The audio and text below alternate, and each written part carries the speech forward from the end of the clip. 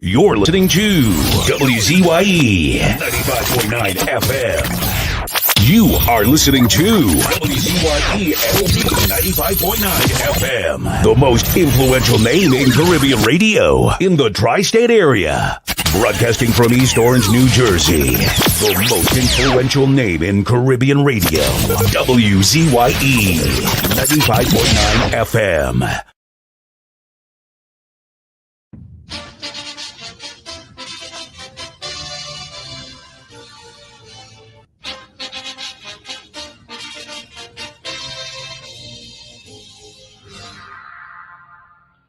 Could we rise again as a nation? What do you mean, could we rise again as a nation? Okay, because the state of the country. What do you mean by the state of the country? I don't understand that. Explain me. Right, the country have plenty money. Plenty money? Yeah. How you know that? So you have to tell me I have a child. Tell me now. How you know that? Gentlemen, thank you for the day. I can't really understand that.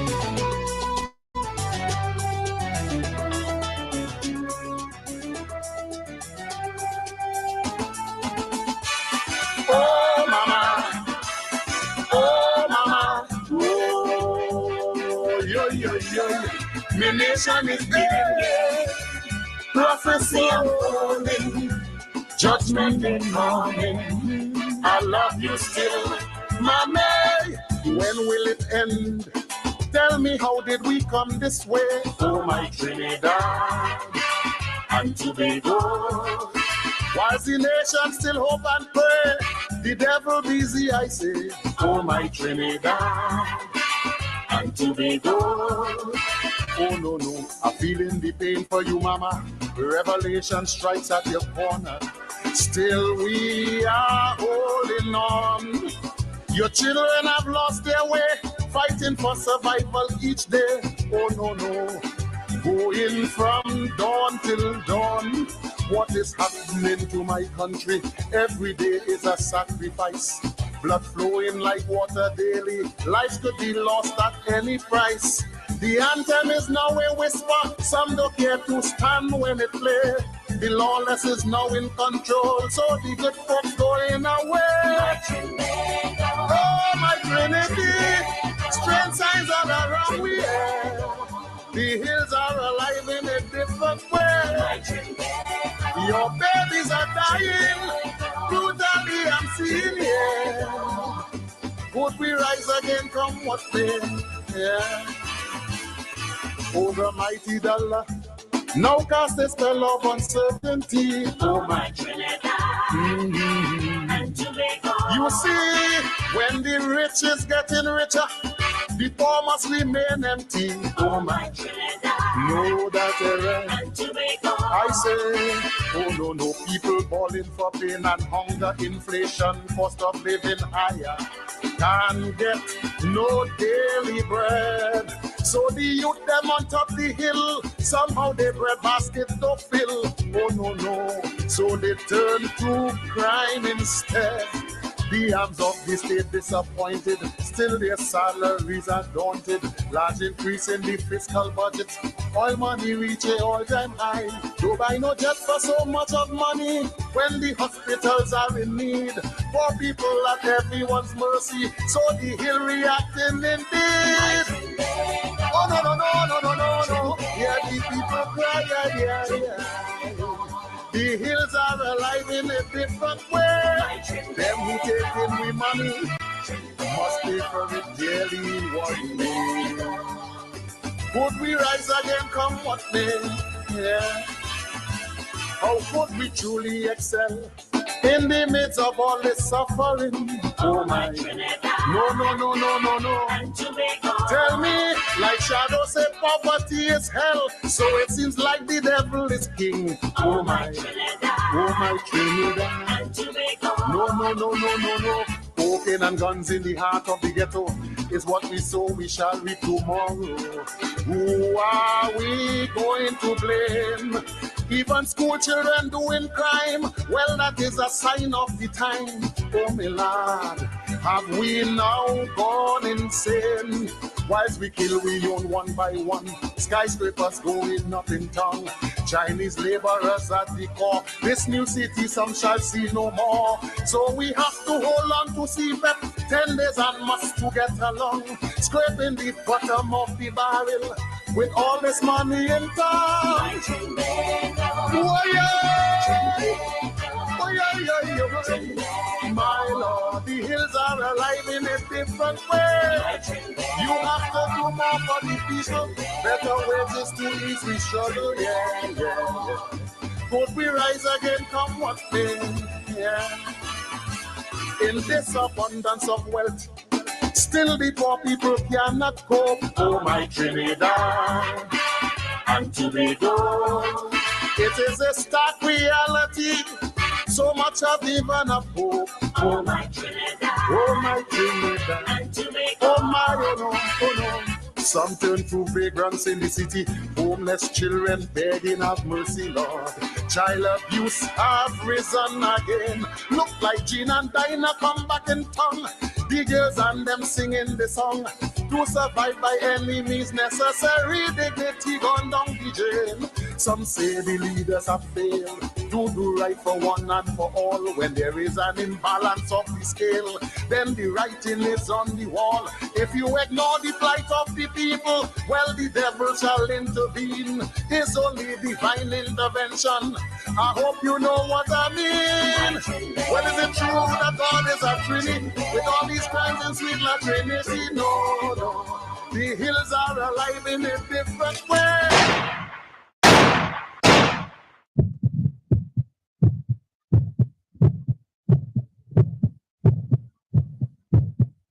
Population go, run control, girl control. And is it true we have all this money in this land of so much poverty? No. The Lord is my shepherd, come what may, yeah. To you the powers that be, hear the cries of the people you see. All this wealth and nothing for we. No. The cost of living is too high. This little money the poor can't buy. Oh my, why? There must be a way to help the people today, I say.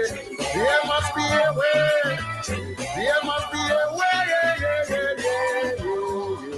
Our Father who art in heaven, hallowed be thy name. Thy kingdom come, thy will be done. From Genesis to Revelation, in my Father's house around many mansions, to take care of 1.3 million natural resources, he made provision to feed this nation. Look, we have oil and gas, it's Lake and Mars, and Calypso, Chutney and Limbo. Yeah. When there is no property, crime would decline naturally, then we could live in harmony. My holy La Trinity, yeah. I love you, mama. I love you, mommy, yeah.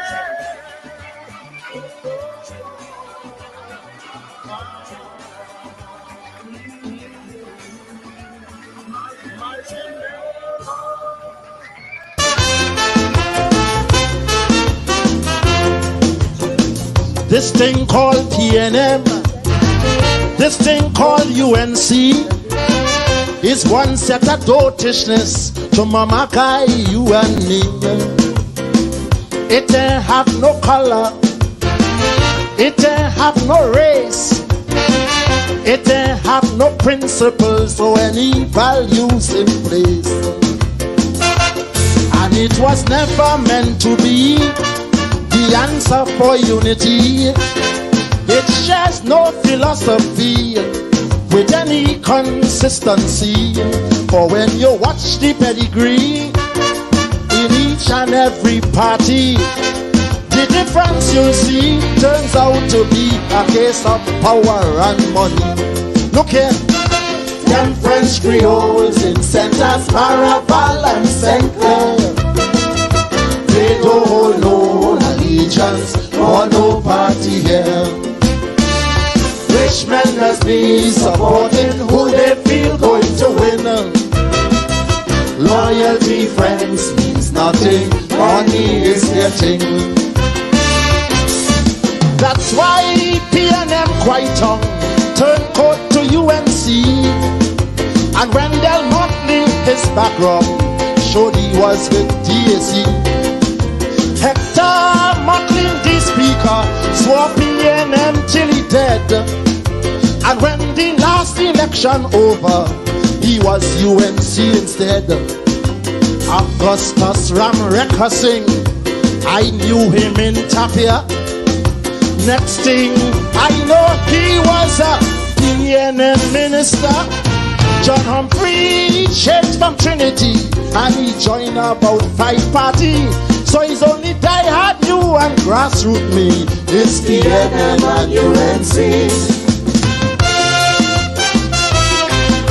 I lie. Oh, die, die, die.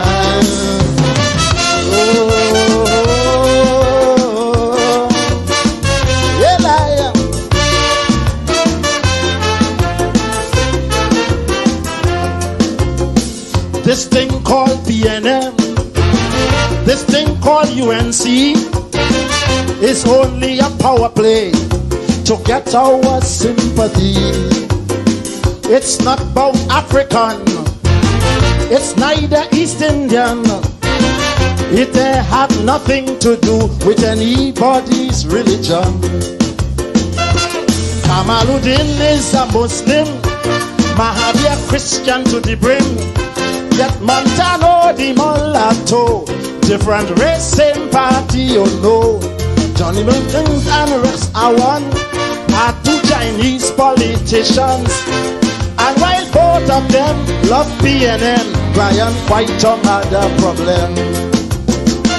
Them French Creoles in St. Anne's, Maraval and St. Clair, tell them they don't know allegiance or no party here.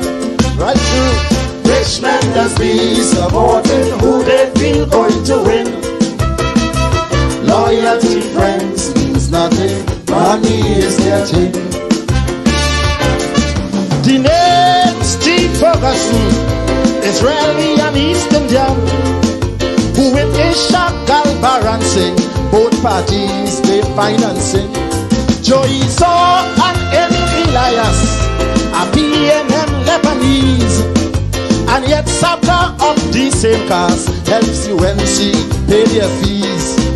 Syrian businessman John Rahael, PNM they keep mayor. An African Wade Mark as well, UNC made him minister. PNM's fundraising dinner had businessmen of all color. So it's only Chupidi, you and me. It's PNM and UNC. I like.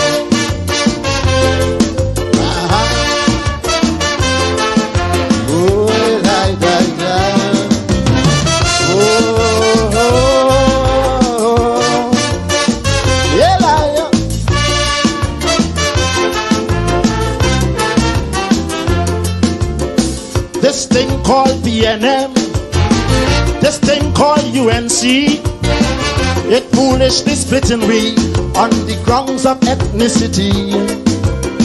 It make friends mash up fast, race hatred it unmasked. It cause ignorant people to bring out their gun and cutlass. And while poor people arguing about who good and who should win, the leaders jumping like monkey from one party to party. Just look at Arthur Sanderson, Horace Brooms is the next one. And first they could skip, they deserve a pick for hop, step and jump next Olympics. Look here, them French Creoles in St. Anne's, Maraval and St. Clair, tell them they don't know allegiance or no party here.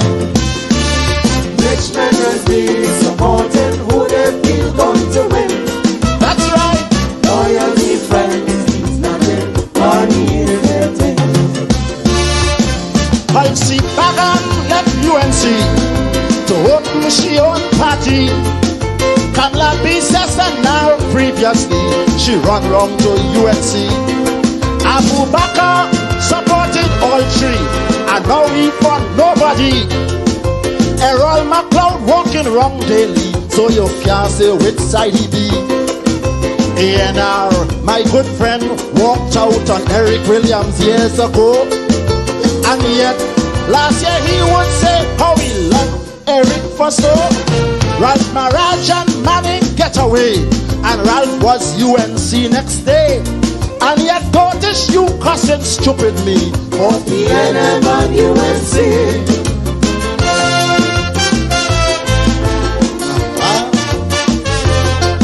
God bless.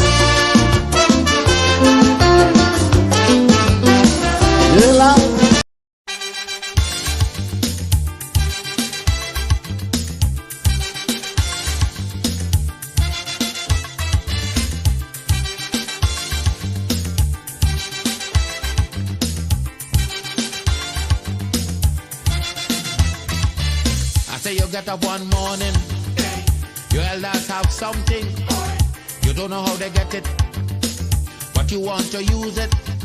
But if you ask them old people to get the things what they went through, ask them this any day, and your parents sure to say, black man have to keep on jamming, for black man to get a little something. Make up your mind, brother, that you're able to get a pulley and jam with the devil. Why? Black man have to keep on jamming, for black man to get a little something. Make up your mind, brother, that you're ready to swim offshore and hold your boat steady. Black man have to keep on jamming, for black man to get a little something. So when you're here, you get a little something. With that dragon, now you keep watching, because I don't tell you already. Black man don't get nothing easy.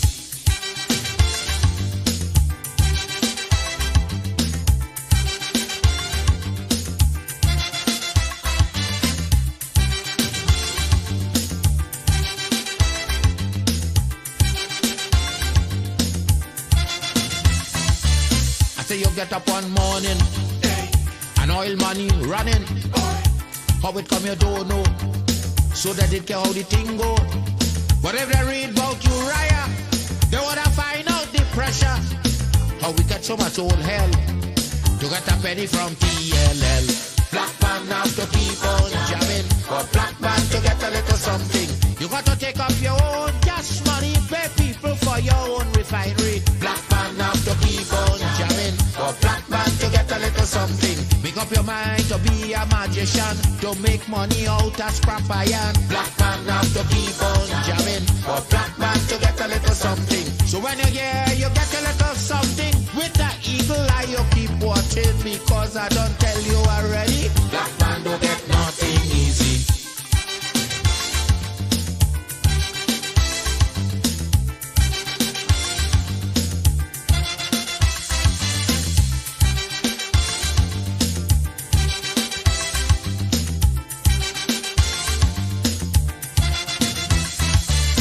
Say we got up one morning, independence happening, getting the thing come easy.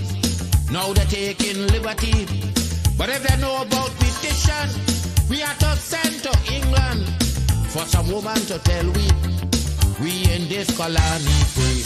Black man have to keep on jamming, for black man to get a little something. You got to go to conference in England to get independence in your own land. Black man have to keep on jamming, for black man to get a little something. People hold you, humiliate you, turn on and sell you, and then they free you. Black man have to keep on jamming, for black man to get a little something. So when you're here, you get a little something. With that dragon, now you keep watching, because I don't tell you already. Black man don't get nothing easy.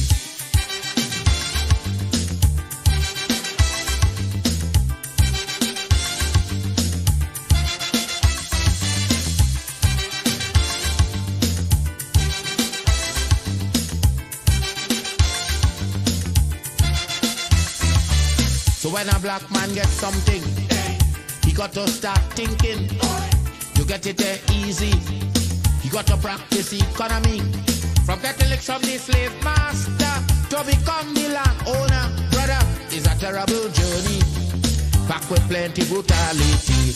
Black man have to keep on jamming. For black man to get a little something, you got to rise up, you got to stand up, pick up your mind, you will always stay on top. Black man have to keep on jamming. For black man to get a little something, you got to go to conference in England to get independence in your own land. Black man have to keep on jamming. For black man to get a little something, you got to take up your own cash money, pay people for your own refinery. Black man have to keep on jamming. For black man to get a little something, make up your mind to be a magician, to make money out of scrap iron. Black Keep me as the apple of thine eye. Hide me under the shadow of thy wing. O Lord, my Savior. It's so hard to deal with personal struggle. It's so sad when you feel alone in your trouble. It's real hard when you want to talk to a brother. It's so bad because of how some look at you after. So Jesus, come and be while you fix it. Come and be while you fix it. Come and be while you fix it. Jesus, come and be. Come and be while you fix it. Come and be while you fix it. Come and be while you fix it. Jesus, come and be. Cover my head. Satan want me dead. Cover my back from human attack. So Jesus, come and be while you fix it. Come and be while you fix it. Jesus, come and be while you fix it. Jesus, come and be. People see you smile, but don't know the hurt that you're feeling. Even as God's child, at times your heart does be bleeding. Where can you go when you're really looking for healing? Who know how to flow when your soul needs some restoring? So Jesus, come and be while you fix it. Come and be while you fix it. Come and be while you fix it. Jesus, come and be. Come and be while you fix it. Come and be while you fix it. Come and be while you fix it. Jesus, come and be. Cover me home from evils unknown. Cover my feet so I'll never retreat. Oh Lord, come and be while you fix it. Come and be while you fix it. Come and be while you fix it. Jesus, come and be.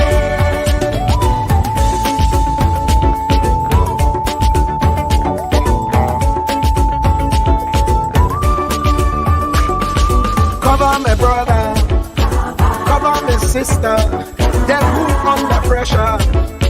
Cover the preacher, every church worker, the young believer. Cover the worship leader and intercessor, every gospel minister. Cover. Jesus alone is the one who has the real answer.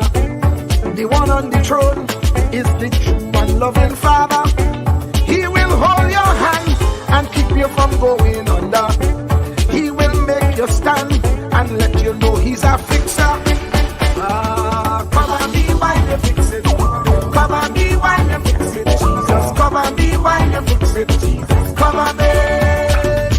Come and be while you fix it. Come and be while you fix it. Come and be while you fix it. Jesus, come and be. Cover my mind. You know the struggle sometimes. Cover my mouth, that the wrong thing wouldn't come out.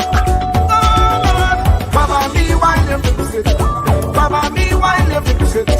Cover me while you fix it. Jesus, cover me.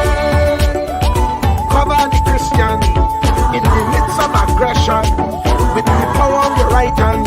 Jesus, cover them helpless children. Jesus, defend them. Send help from heaven. Jesus, cover all them radio stations that blessing the nation. Grant divine protection. Jesus, cover me.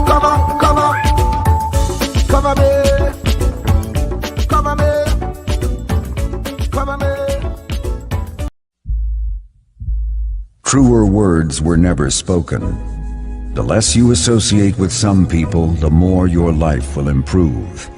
Anytime you tolerate mediocrity in others, it increases your mediocrity.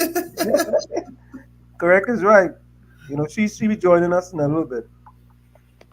She be joining us in a little bit. I know our 1/3 of the DAT triplets.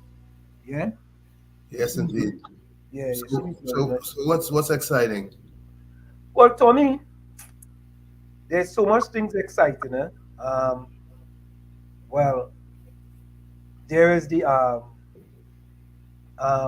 All right, let me say hello. Let me say welcome to no other than the storm, the poet, Ben Skin, Diana, Greta, McDonald, the Bajan, who call herself a Trinidadian, no other than Diana Waveney from a certain place in Barbados, who went to girls' schools in St. Augustine, no other than Ben Skin, McDonald, Diana.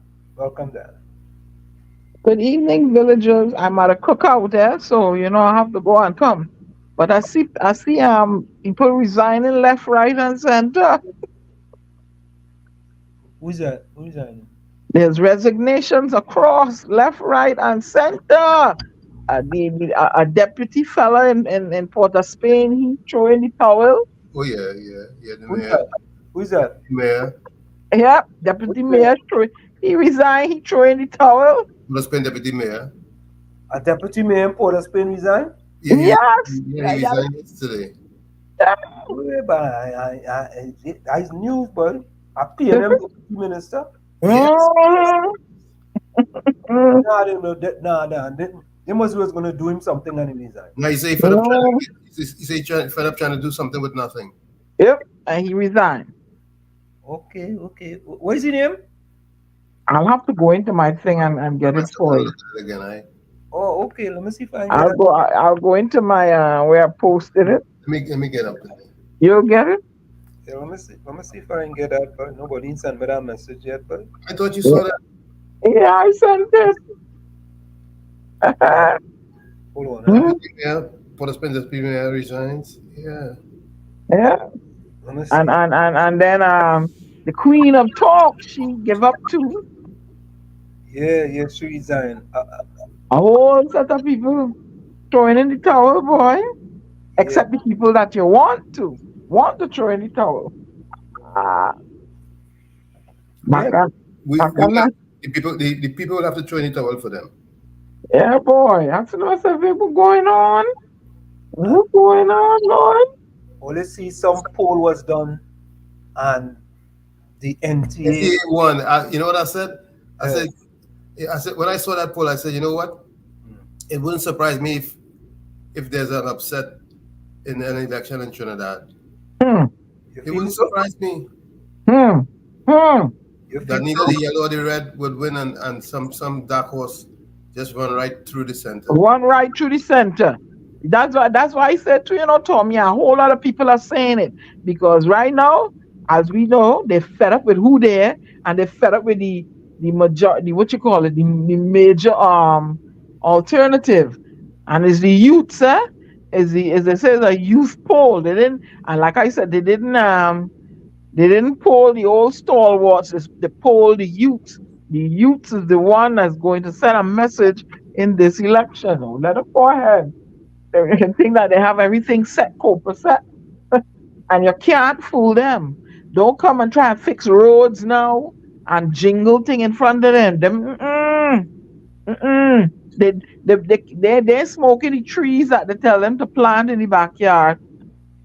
Uh, you know, I'm glad you're talking about fooling and fooling and fooling. I was looking at the parliamentary debate of yesterday, and I'm saying, the whole thing is a joke. Yes, the opposition is trying their best to hold the government's feet to the fire, Hmm.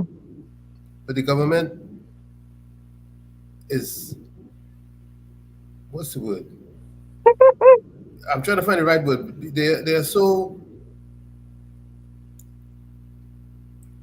They're brazen with their. I'm trying to find the right words. With what they doing, the modus operandi. with the disregard and disrespect of the Mhm. like they don't as they Do you want to say they are myopic? In I their don't I'm not sure if it's myopic. I'm just saying that whatever the opposition is trying to question them about is valid, but they're so arrogant. Yeah, that's the right word. They're so arrogant with their responses. Mm-hmm. They're myopic and they're toxic and they're all kind of ick. Well, Look. Yeah, boy, Minister Hine. They wonder what? Increase patrols at supermarkets. I say supermarkets only? What's that screen? Supermarkets only? Diana, Come on. I'm trying to figure out which chat you posted that in. Yeah, I'm which one searching is here. that? Which one is that? You want to the They want me the deputy mayor. There's so much things I. There's so many different chats Where there. is it? Ask somebody in the chat. There is no thing. Yeah, Anybody in chat know the deputy mayor Port of Spain name? I didn't see it. Well, I put it in there. I read the thing. I need to start making some notes when I read Mm-hmm. I didn't make notes because I'm partying. So, Yeah.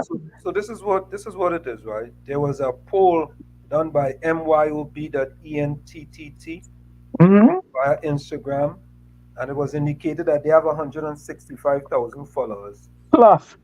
who are primarily youths, and this Mm-hmm. poll was conducted over a 24-hour period. Mm-hmm. They say the NTA received 1,747 votes, the UNC 1,006, the PNM 247, and the PDP 252. Right? So what they said, actually overall, the PNM get 22%, the UNC get 26%, the PDP got 7%, and the NTA get 45%. That's what we have in the background there. But let me say this, We in 2023. They have 2 years to go. 2 years is a long time. But even with 2 years, I think the caliber people we have now, especially with social media, it put things in a different light. I agree. But 2 years is a long time, and we have to say that. Well, we know PNM social media is non-existent. Basically, talking about social media, Anselm, what is the big deal if Fali decides that he wants to hire a blogger to keep his image up, or to keep the image of the THA up, or to promote the THA? Tommy, it's interesting that you say that, and I've told people that we have to be very careful with how we throw people under the bus, because when I listen to what he says, right, I think that it's in the public domain, but I think that's what most of the parties does anyway. That's right. I think the UNC got fake profile. I think PNM got fake profile. I would think that PDP got fake profile, right? And I would think also that, not to say that it's right, I would think that there are people who are working in the PNM government now that are basically paid PNM activists. Of course. All right? Plain talk, bad manners. 2 more years of suffering. I think to wring more salt in the people won't let them go ahead. They don't have people with wounds that open up, Let them go ahead and stay there 2 more years. Get them. Oh Lord, they want to bring property tax too. Let them bring it. But let me also let them go ahead and bring it. Let me also add this, and people have to understand today something called artificial intelligence. And listen, I am not saying whatever happened, Fali and Jerusha Hackett is artificial intelligence, right? But I'm saying to people, don't fool yourself into thinking that people cannot clone your voice and put to your voice and make you say something that's not even you. I'm not saying This is Farley, the teacher chief, Farley Augustine, and Zerisha Hackett. So don't put your head under the red blanket or under the passion fruit blanket and feel that people cannot clone your voice. Not only that, but we have to be very careful because people could clone our kid's voice, send us a message and indicate to us that, you know what, this is your son, whatever their name are, John, James, or Judy, or whatever it is. You need to send us $500. Can you send it immediately? Send it to this account.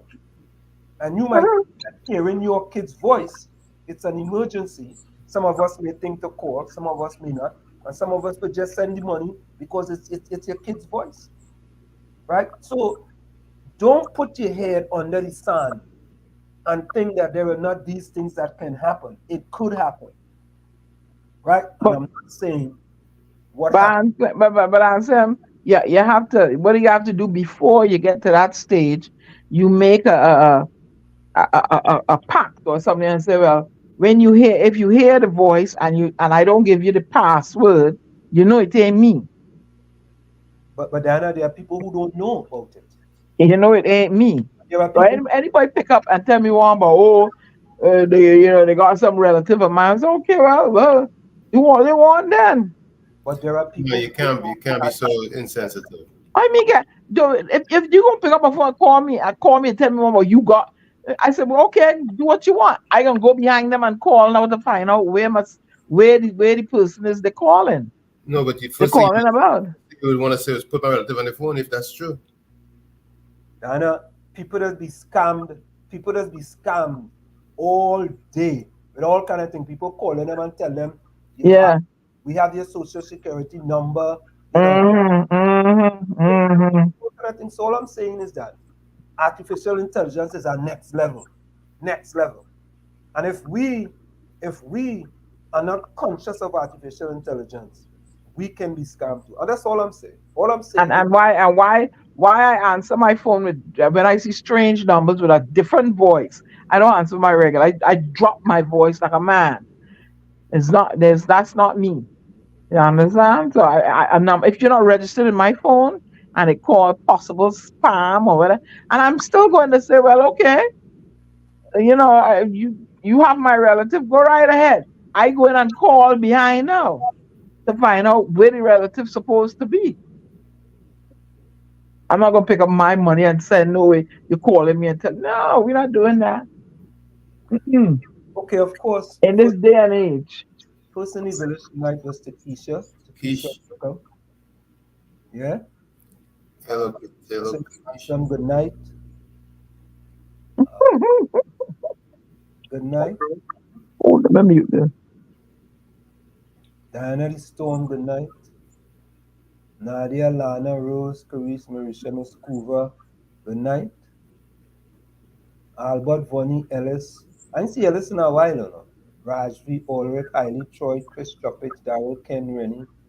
Yeah, only love in the village, no room for hate, negativity, full 100. And folks, we have coming up at about 8:05. We have Senator David Nakhid, no stranger to the village. I think he coming in person this time. Huh? Nadia, good night. Nadia was in second tonight. Nadia says good night, Tony, Diana. Good night, Nad. Yeah. Takesha, good night. Nadia says good night to Takesha, Judy, Rose, Nana, Miss Coover. The Love Doctor. Nadia said good night to the Love Doctor. Albert, Ken, John, Hailey, Kapisa, Vonnie, Ellis, aboard, Troy. Hey, look, Lana back. Yes, Lana, welcome back. Hey, Lana, we missed you. Yeah, we missed you. Full 100. Yeah, we missed you. Bless good night, Tony. Diana, love in the house. Hey, Night. Lana is sister love. Hey, that's what the village is made for. Yeah, we have Dr. Love and we have Sister Love. We have to call Lana Sister Love from now. Sorry, oh my God. Sister Love. Yeah? Respect to the panel, Mr. Walls, Lady Diana, Mr. Tommy. I wonder what words we're here for you tonight, boy. Yeah? Denise G, good night. Of course. Night, Denise. So we had to actually talk about the GoFundMe tour because we had a report out of Trinidad with respect to the young lady. Yes. Randy Mohammed says, sending out exceptional, eternal, virtual, international love to all the ladies. I was only sending out things to ladies, you need to send out something to a few. Good night, Denise. Good night to you. All right, here it is. Here it is. Here's Dr. Love. Let me see how you go come. Let me see if you could come good tonight again, Tom. I will swim with the deepest. I will swim the deepest sea. Soar the highest skies. Ride against the strongest wind to bring love to you. At the end, you will be worth bringing it to. Oh God! Yes, Diana. Well, let me tell you something. Go ahead. If he want to go and swim with Jaws, he can go right ahead. Get And up, I hope he bought an eagle up there to pick out his eyes. Huh? Diana. Diana be And nice. I hope he need a 200-mile hurricane wind. Poor fella. Diana be nice. Yeah, let But me I'm read. telling you, just he want to go and swim the deepest ocean. Then he let him go. I hope Jaws meet him. Let me read them words again, boy. Rennie is our boss. Eh? I don't I care what. hope he bounce up Jaws though. Listen, Rennie is our boss. He's our boss. Diana. Jaws want to know what you doing in my territory. He's a poet. He's a poet. I will swim the deepest. Ah. Yeah, we say now. Let me put it in my best Rennie voice. I will swim the deepest sea. Oh, Jesus, Soar the Lord. highest skies. Ride against the strongest wind to bring love to you.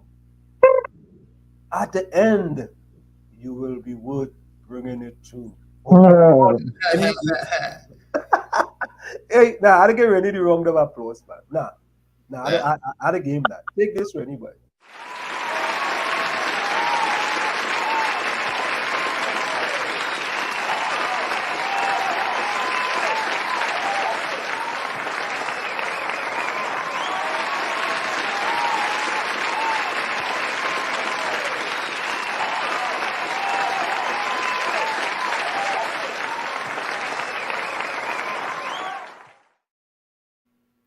And you get a round of applause, eh? I don't care what nobody say.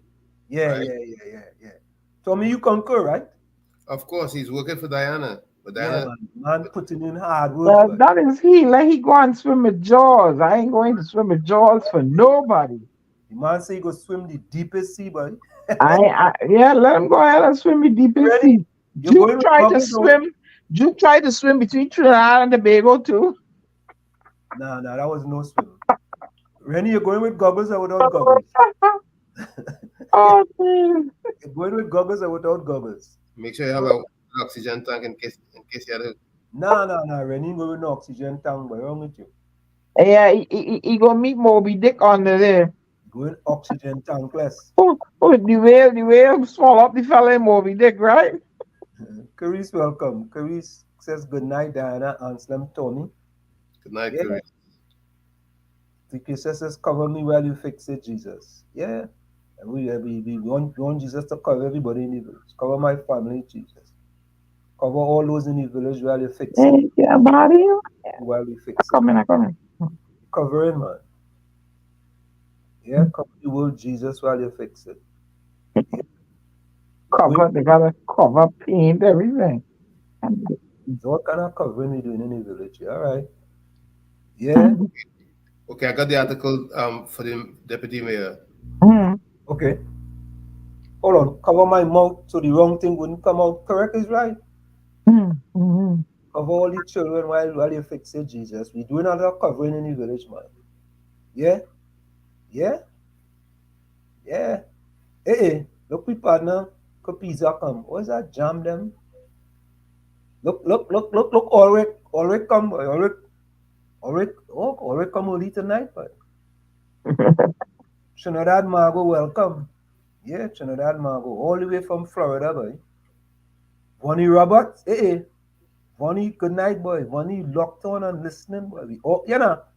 Tonight we have plenty of the loyalists, Yep.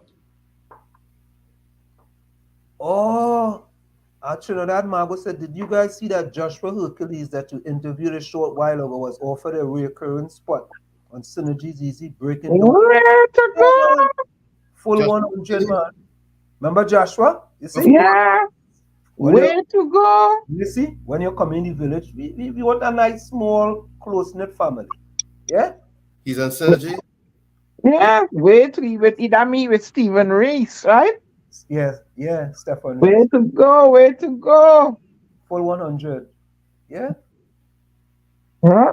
Rita Keisha, Nana, Lana, Nadia, Joe, not forgetting the host. Yeah, you almost forget we boy one, right? So, yeah. Yeah, so listen, that's a good look for Joshua. Always see what has happened when you come in the village or you just get cover. You just get cover. You Yep. understand? We highlight Joshua, good things happen. And we want to say about the young lady. Let me read the diagnosis. I think that's Diana. Diana. That's your people, right? Who that? I remember man a cook out. Who's that? Um, hold on. The report that we got from Trinidad on the young lady. Hmm. Uh, I sent you what the doctor sent. right. I just wanted to read that. Hmm. So a Okay, doc- I gotta mute my phone a bit. so a doctor said so. Siobhan. So the person says the doctor said, "Greetings, Miss Diana. I met with Miss Siobhan Charles on Friday the 26th at around 11 a.m. the Newton Medical Center, Port of Spain, Trinidad. She was fully clinically evaluated. She has given my consent to share her information. Diagnosis is para 1 plus 1 postpartum 1 month. Caesarean section type, this look like a L, secondary to fatal bradycardia. Caesarean section complicated by wound, seroma, hematoma, infection. Wound healing done by secondary intention. With number 4, the surgical wound is deliberately left open to allow draining of fluids, serous, blood, pus, etc., and facilitating cleaning, dressing, and inspection while the wound gradually heals itself closed. This takes far longer than the standard of healing by primary intention, where the wound is sutured closed. When examined, the wound was approximately 90% closed and very healthy looking, with no evidence of infection, which tends to slow the healing process. Plan of management: 1. Continue daily dressing until healing complete. No need for further antibiotics at this time or surgical revision of the wound. 2. Continue breastfeeding exclusively as much as possible for a minimum of 6 months. 3. Engage some form of suitable family planning method. 4. Obtain first cervical smear sample at 6 weeks postpartum checkup. Comments: prognosis is generally good at this stage of healing. No further intervention is needed other than the current wound care protocol. Complete healing expected within another 10 days. There is no risk to future reproduction's ambitions or personal morbidity, only an unsightly wound scar. Better communication between the medical staff of the Port of Spain General Hospital and Ms. Siobhan in fully explaining the situation to her and the family may have avoided the unfortunate social outbreak that occurred. 5. I'm grateful for your referral and remain available for others you may have. All right? And then there was an invoice. That's right. Now, the mayor, about the mayor of Port of Spain. Frustration is one of the factors that has led to the exit of Port of Spain Deputy Mayor Hilan Morin. Mm. You, Oh, you, that's his name. Oh, do I have his number, boy? Speaking with Guided Media during the telephone interview yesterday, Morin, who is the current PNM local government representative for St. Anne's River North, confirmed he will not be going up for any seat in the upcoming local government election. He said after thinking long and hard about his exit, he had made his mind up because he wanted to have some time or more time for his family and also for the pursuit of educational goals. Moraine, 37, has been councillor since 2013, but was given an additional responsibility of deputy mayor of Port of Spain City Corporation in 2016. Asked how his experience was at the local government level, Maureen admitted it was very frustrating. It was good and extreme pleasure to be part of the local government system and being able to help people as best as I could, Maureen said. Hmm. Quite frustrating though, so it is important in the reform measure, but it could be very frustrating for persons who try to get things done quickly on behalf of the people because sometimes the bureaucracy is a lot and the lack of the ability to sometimes respond as quickly as you like is not an ideal thing at all. But it is a wonderful place to serve, especially for persons who are now getting involved in leadership and so on. He added, the frustrations are not a major factor, but my family. I actually finished studies that I delayed for years and realized that I have to make time for myself. However, Moran noted that he will again offer himself for office in the future. I'm not going to read anymore. I think that's enough for now. Okay. So kind of a frustration that sets in, I guess. Hmm. Some frustration with the process in that, some people Resources, wanting to do more, but lack don't of have, resources. yeah, don't have the opportunity to do as much as they would like to do. And those people then get criticized, as you don't care about people, you know, Right. and you ain't trying to do nothing. But sometimes these people hands are tied, and here is this guy here telling you exactly what he's going through, and not only that, but he took a stand and resigned. Yeah, you have to stand for something. I You have mean, to stand for that something. if you have integrity. Yeah, yeah, and you see now, this guy, right? He should be put to the head of the class because he took a stand. And if more people like him will take a stand, hopefully things will change. Things will get better Yes, yes, things will get better.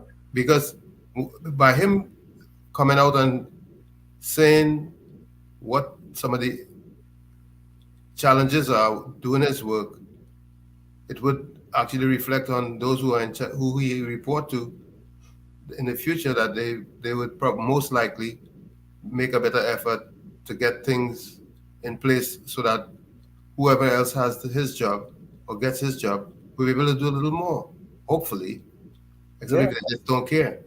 If they just don't care, well then, and dog eat and, dog. and he's a young person. He's a young man. You know, these Yeah, are the people. These are the people you want to keep. These are not the people you want to have resigning. that's right. You The want them ones who should be resigning, them and resigning. But here's a young man who had to resign because he have to put other things. He had put other things on the back burner, and then he realized that, you know what? You know, I have it's to take care of useless. numero. Yes, His efforts are useless. yes, I have to take care of numero uno and my family, and then worry about all those other things. You You see? know, but the way things work in Trinidad and probably in the entire Caribbean is frustrating, and it could be very discouraging when you think about it. Hmm. Yeah. Uh, So, yeah. So, Tony, we almost at the top of the hour, right? I want to address. I think we want to address something that's another issue in Trinidad and Tobago, and it is the issue with the three boats and um, the owner of Trini Bashman. I Mr. was, George, yeah, yeah. So we're gonna address that because I think there is certain information that not in the public domain that people don't have, and they may be acting on that information. And I am guilty of that as well, right? I am guilty of acting on information that I didn't have, and now that I have it, I could make a more informed decision because I thought I had all the information that was needed in order to make an informed decision. So stick and stay. It's in the village with the DAT Triplets on WZYE 95.9 FM. It's Tommy, it's Diana, Anselm, Tommy, and you in the village with the DAT Triplets on WZYE 95.9. You're listening to WZYE 95.9 FM. You are listening to WZYE 95.9 FM, the most influential name in Caribbean radio in the tri-state area. Broadcasting from East Orange, New Jersey, the most influential name in Caribbean radio. WZYE 95.9 FM. Hey, Tobago is on 27th of May. Victory Nation presents us, the original Zest. Yes, Tobago, original Zest. It's on 27th of May. You don't want to miss this one. Yours truly, Escorter. I'm going to be there representing for the girls, them. We linking up by Sharkies by the Sea. And we're going right down till we lie down, 11 p.m. till. Ladies, you're free before midnight. So make sure and be there from early. And remember, me tell you, we're going straight till sun up. Remember, me tell you, the original Zest. Us, Escorter for the girls, them. That's tonight. That's tonight. Yeah, that's tonight. Yeah, tonight. Roxborough Tobago, Victory Nation presents the original Zest 2K23. Which part? Right by Sharky and Roxborough by the Sea. Remember me tell you, Jalano is gonna be there. Rascality in the place. Casper the Lyrical. Look out for Escarta and Killigan. Also from Tobago, Madman-ish and Selector Father. The country bad boy them in the place. Song system powered by Power Kid. Remember me tell you, Roxborough the place nice. Ladies, you know, so you're free before midnight. Countryside, we say, Black Culture Sound will be passing through. And a whole lot more to Tobago DJs. Remember, Countryside, it's steamy.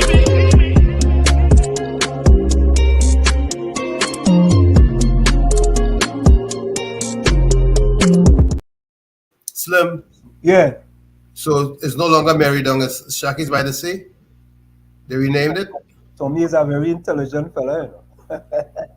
Well, I spent a lot of time in Roxborough. You know, I used to go to Roxborough every year. At one point, we stayed right in the house right next door to the nurses' hostel.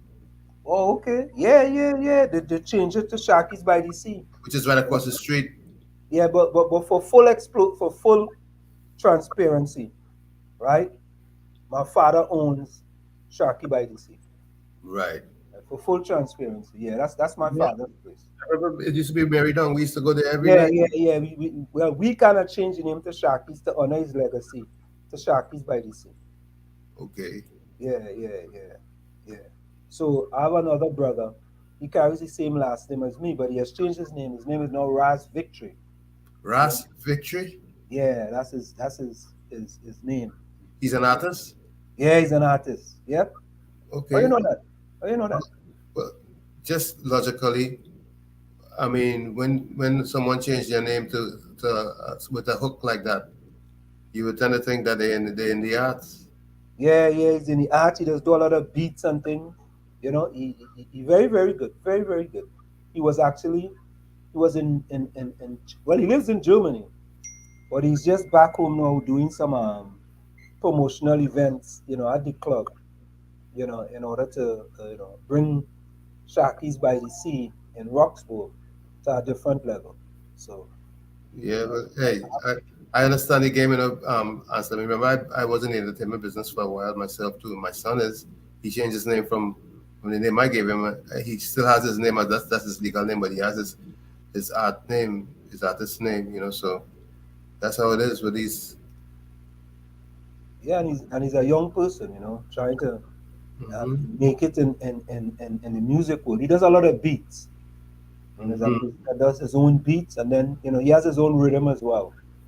You know, and he putting a few kids from Tobago on his rhythm. So I mean, you know, he's going places, and that's my brother by father. Yes. Yeah, but it's my brother. You know, we consider to be blood. You know, we just talk almost daily. You know, so the point I wanted to make, right? I wanted to read from.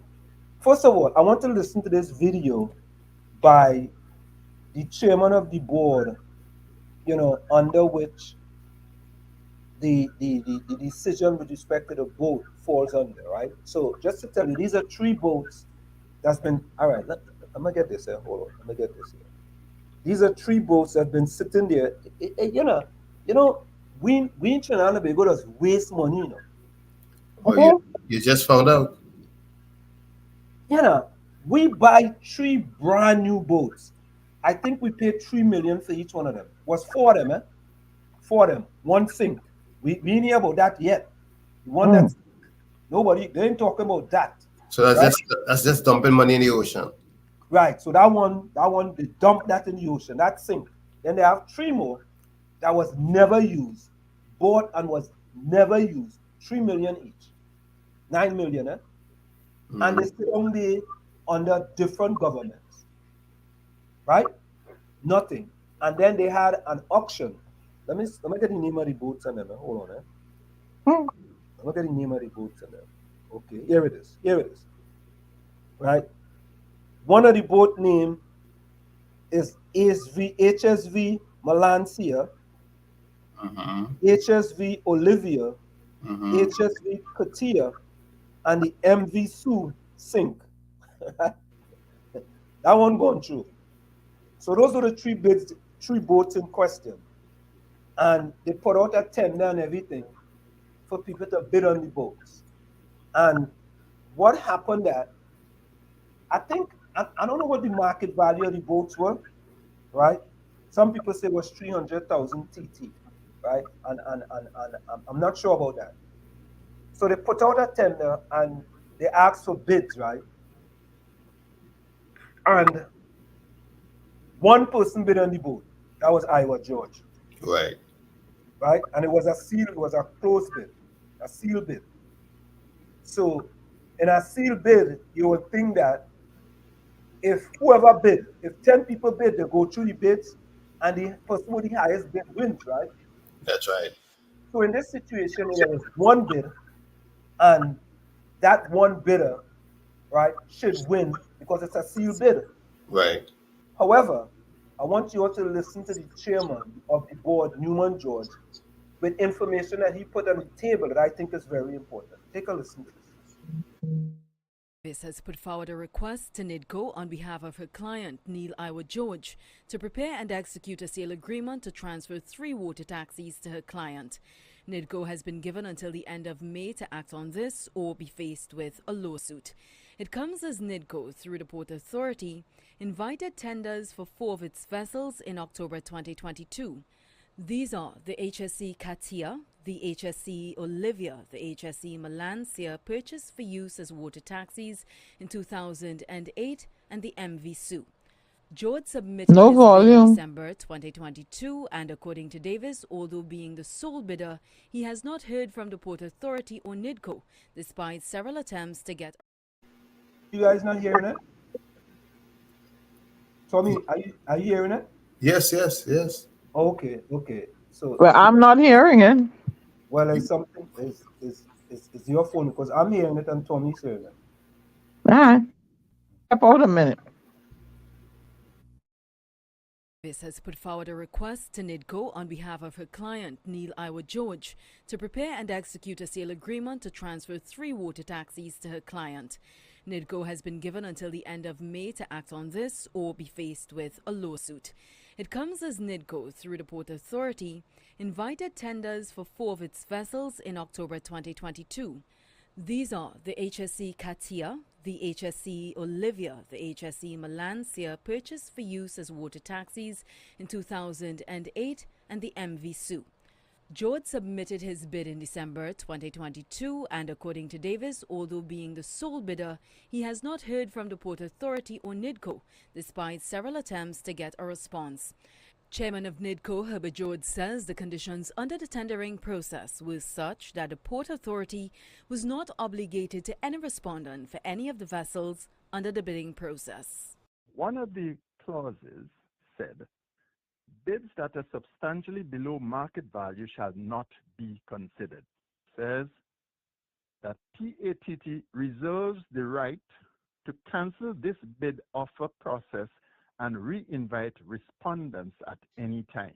And it also said PATT does not bind itself to accept the highest or any offer. George says the PATT also reserved the right to cancel the process in part or in its entirety, without deferring any costs incurred by the respondents. So that is the environment. Those are the conditions governing that bid that went out. So the tender. So it is not that one has done this respondent wrong by failing to enter into a sale agreement. The NIDCO chairman confirms that George was the only bidder. What is the present decision on those vessels at this time? Well, all those options that I read out to you just now, they are open. I am not privy to the decisions that the port might take with regards to that tender. Whether but what I do know is that we do not have the go-ahead from them to sort of enter into the agreement with the successful tenderer. So a successful tenderer has not been identified with us. Alicia Boucher, TV6 News. Now, Tommy. That's understandable. Yeah, Tommy. I was under the impression, I was unaware that there were certain clauses in this tender, right? And I asked the question, well, if there are no other clauses in here, and this is the sole bidder, then he should win. Straightforward. But if there are clauses, they got to cover their backs, because I cannot put out something for auction that costs $2 million, and you okay. Let's say I get a valuation on the unit, and the unit is valued at $2 million, and I put it out for bids, and you want to bid $1 million on it, and I know that that's not acceptable. I won't go into business with you, and I have to when I do my agreement for the tendering, I have to make sure that I cover my back so that somebody don't come and take a dollar item for a penny. And now I'm hearing y'all. I was hearing it on another phone that I'm following the broadcast onto, but I'm not hearing it on this live phone that I am in the chat with you guys in the program. I don't know. Everybody else was hearing it. But I don't know if that's what I'm saying. I don't know if it's, I don't know, Anselm. I really don't know what's going on. Like I said, I was hearing it on a secondary phone, the program, but I was not hearing it on this phone that I'm on the broadcast with. It went, I couldn't hear anything. And the person sitting here with me watching, they couldn't hear either. So I don't know. What tax you inside? You're inside. Yeah, right. So I think the big thing here, Tony, is that when I made the statement regarding the process, I was saying that the process was people put in a bid, and the end result is that whichever is the highest bid wins. That's what I had said. So, like, for example, in a sealed bid process, it follows certain steps, right? There's announcement or invitation, there's bid preparation, there's sealing and submission, there's bid opening, then there's evaluation and awards. That's right. It says the bids are evaluated based on predetermined criteria such as the bid amount, compliance with requirements, and other relative factors. Now, this is what's important. The bid that best meets the specified criteria is typically awarded a contract or considered to be the winning bid. So based on what the chairman is saying, that if we believe a bid doesn't meet the criteria that we put in place, even though you are the sole bidder, you don't have to win. That's right. You don't have to win, and that makes sense. It makes a lot of sense. It does, because, I mean, if you try to get it for nothing, I can't take that kind of loss. Yeah. I just think that we're making a mountain out of a molehill here. It's very straightforward. And this has nothing to do with, this has nothing to do with if, a black man, and I was saying, or I play this song all the time, black man don't get nothing easy. But here, there was a policy and there was a procedure. Now they could decide to award him the boats if they want to. If they want to give it to him, but it's a fair play issue coming into play here, because they cover their backs in the tender. Well, no, Tommy. it's kind of difficult for them to give it to him now. What they can do is they can open up the bidding again, and he can rebid, and others can bid too. Yeah, I think that. I think that. I don't think this. I was under the impression that there was some nefarious activities going on here, but I didn't have all the information. Because what I was reading is also people were saying, oh, one George and the other George, are they related? Are they? Is it some kind of scheme going on? But here we clearly see that it's square biz. Yeah, it's square biz. It's square biz. It's square biz because they have a right based on what's in the contract, right, to accept a lower bid or not accept it. And if they decide not to accept it, they're playing by the rules. And if they decide to accept it, they are also playing by the rules. Fair play. Right? It's fair play. So I mean, I basically, based on what's in the public domain. Now, there was also the pre-action protocol letter. Let me see if I can read that. Right. So on December the 30th, they sent a letter to Mr. Neil George at Trini Bashman Limited. And the letter states, this is what the letter states on December the 31st. The Port Authority of Trinidad and Tobago thank you for your submission in regards to the caption tender. Please be advised that the one bid submission was received at the tender opening on December the 29th, 2022. And they have the 3 boats and they remove the bid prices. Right? And it says, process after tendering opening, an evaluation committee is established to review bid submissions received. 2, an evaluation report from the EC is submitted to the Port Authority Tenders Committee. 3, the decision of the PATC is submitted to the Commissioner of the Board of the Port Authority of Trinidad and Tobago for deliberation. And 4, once a final decision is made, a letter of award or a letter of regret or a letter of cancellation can be issued to the respective bidders. We hope the information provided meets your requirement. Yours faithfully, Port Authority of Trinidad and Tobago. So you know what, Tommy? Mm-hmm. They actually covered their backs. They covered their backs. Because in number 4 here, it specifically states in number 4, and I did not have this. I only get this information today. I did not have it. It states, once a final decision is made, a letter of award or a letter of a regret or a letter of cancellation can be issued to the respective bidders. Right? So, I mean, I don't see any games being played here. True. I'm sorry, I don't see any games. Now, there was a pre-action protocol letter that was sent on the 20th of May to Mr. Herbert George.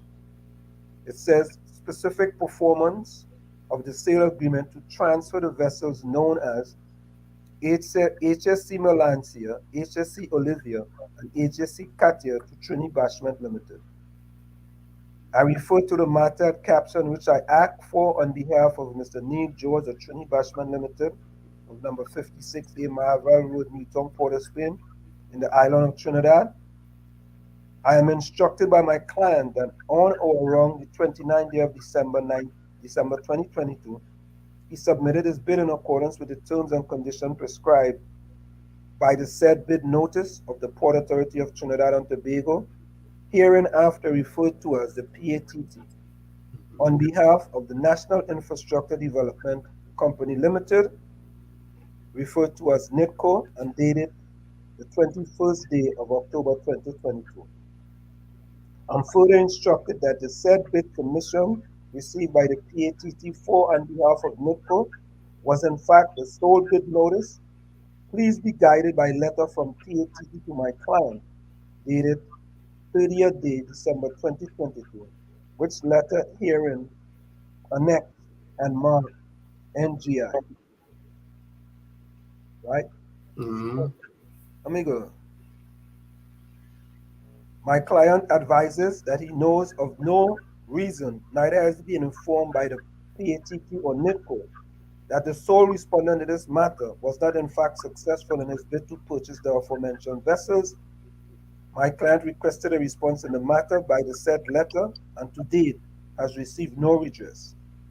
In light of the above circumstances, my client instructs that he wishes to enforce specific performance of the transaction, and you are hereby requested to prepare and execute the sale agreement to transfer the said vessel to my client. Should you fail to comply, my client has instructed me to seek further legal action against you. I look forward to hearing from you within 28 days from the date above. For any avoidance of doubt, this letter is written pursuant to the practice direction on pre-action protocol issued under the Civil Proceeding Rules 1998 as amended. You are therefore advised to seek the urgent advice of an attorney at law, as failure to respond will respond in further legal actions being taken against you without further notice. Yours faithfully, Annabella S. Davis, attorney at law and certified mediator. So there you have it. So can they really force the PATT to sell the vessels to Trini Bashman? That's a good question. I don't know. We need a legal mind on that, but as far as we could see, PATT covered themselves since December 29th. Yeah, they did. Saying that, and they said clearly that they weren't obligated to sell to him even though he's a sole bidder, because That's not. Who's that? I have no idea. Okay, I'm coming, you guys. I'm coming. Yeah, so I think that story got some legs, but it seemed to me that the Port Authority of Trinidad and Tobago and NITCO, I think they have covered themselves with respect to that transaction. What was the transaction? I missed the video. I couldn't hear it. What was it about? It was all audio. Okay, well, what was it about? Three boats that were bid on by Trini Bashman, which is Iowa George is the owner, and he was the sole bidder. And there is a possibility that his bid didn't meet the current market value, and so he wanted the boats to do triparties on them now.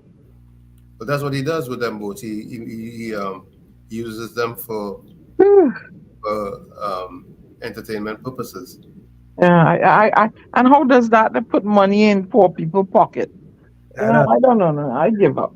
But they could probably get jobs on the boat as some kind of service person in some capacity. Yeah, I think that if is he going to use it as a ferry, provide service for the people, like from Port of Spain to Sando, like you said, jobs, or is he going to use it to promote them high-end parties? Either way, he's going to need people to work on the boats. Either way, he needs people to work. Yeah, people, whether it's for entertainment or it's for transportation, he's gonna need personnel to man the boats. You agree with me? Anybody? Yeah, I think if he gets the boats and he hires 5 people in each one of them boats, that's 15 additional people that's employed in Trinidad and Tobago. But it's gonna be much more than 5. Well, I'm just using a low number. Hip hooray. That's what I say. Hip hooray. All right. What's the next issue now? People not building wealth, man. Only a certain people are building wealth, and the rest of them, are squandering their money away, man. Go where? Some fete. They say that you went to some fete. How does that help you future generationally? Well, I have no idea. Yeah? I give up. If they could afford it, they wouldn't do it. I do like Deputy Mayor Port of Spain. I throw in any towel. I done. I am so. Okay, is our guest backstage yet? No, he ain't there yet. I'm gonna give him a call and see. Let me call and see.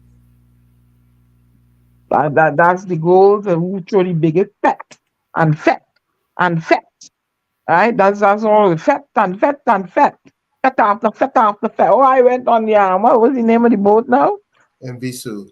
I went on the MC2. I paid $1,200 for my ticket, all inclusive. Hey, if they didn't have it, they couldn't spend it. Trust me. Oh, they're joking for you. People who don't have wouldn't spend it. What? People who don't have the money wouldn't spend the money. They would be looking for a job to make money on probably the same When I tell you, Trinidad bourgeois, now you also want to say bourgeois, yeah, he might employ 10, 15 people. Yeah, that put a dent in the unemployment number.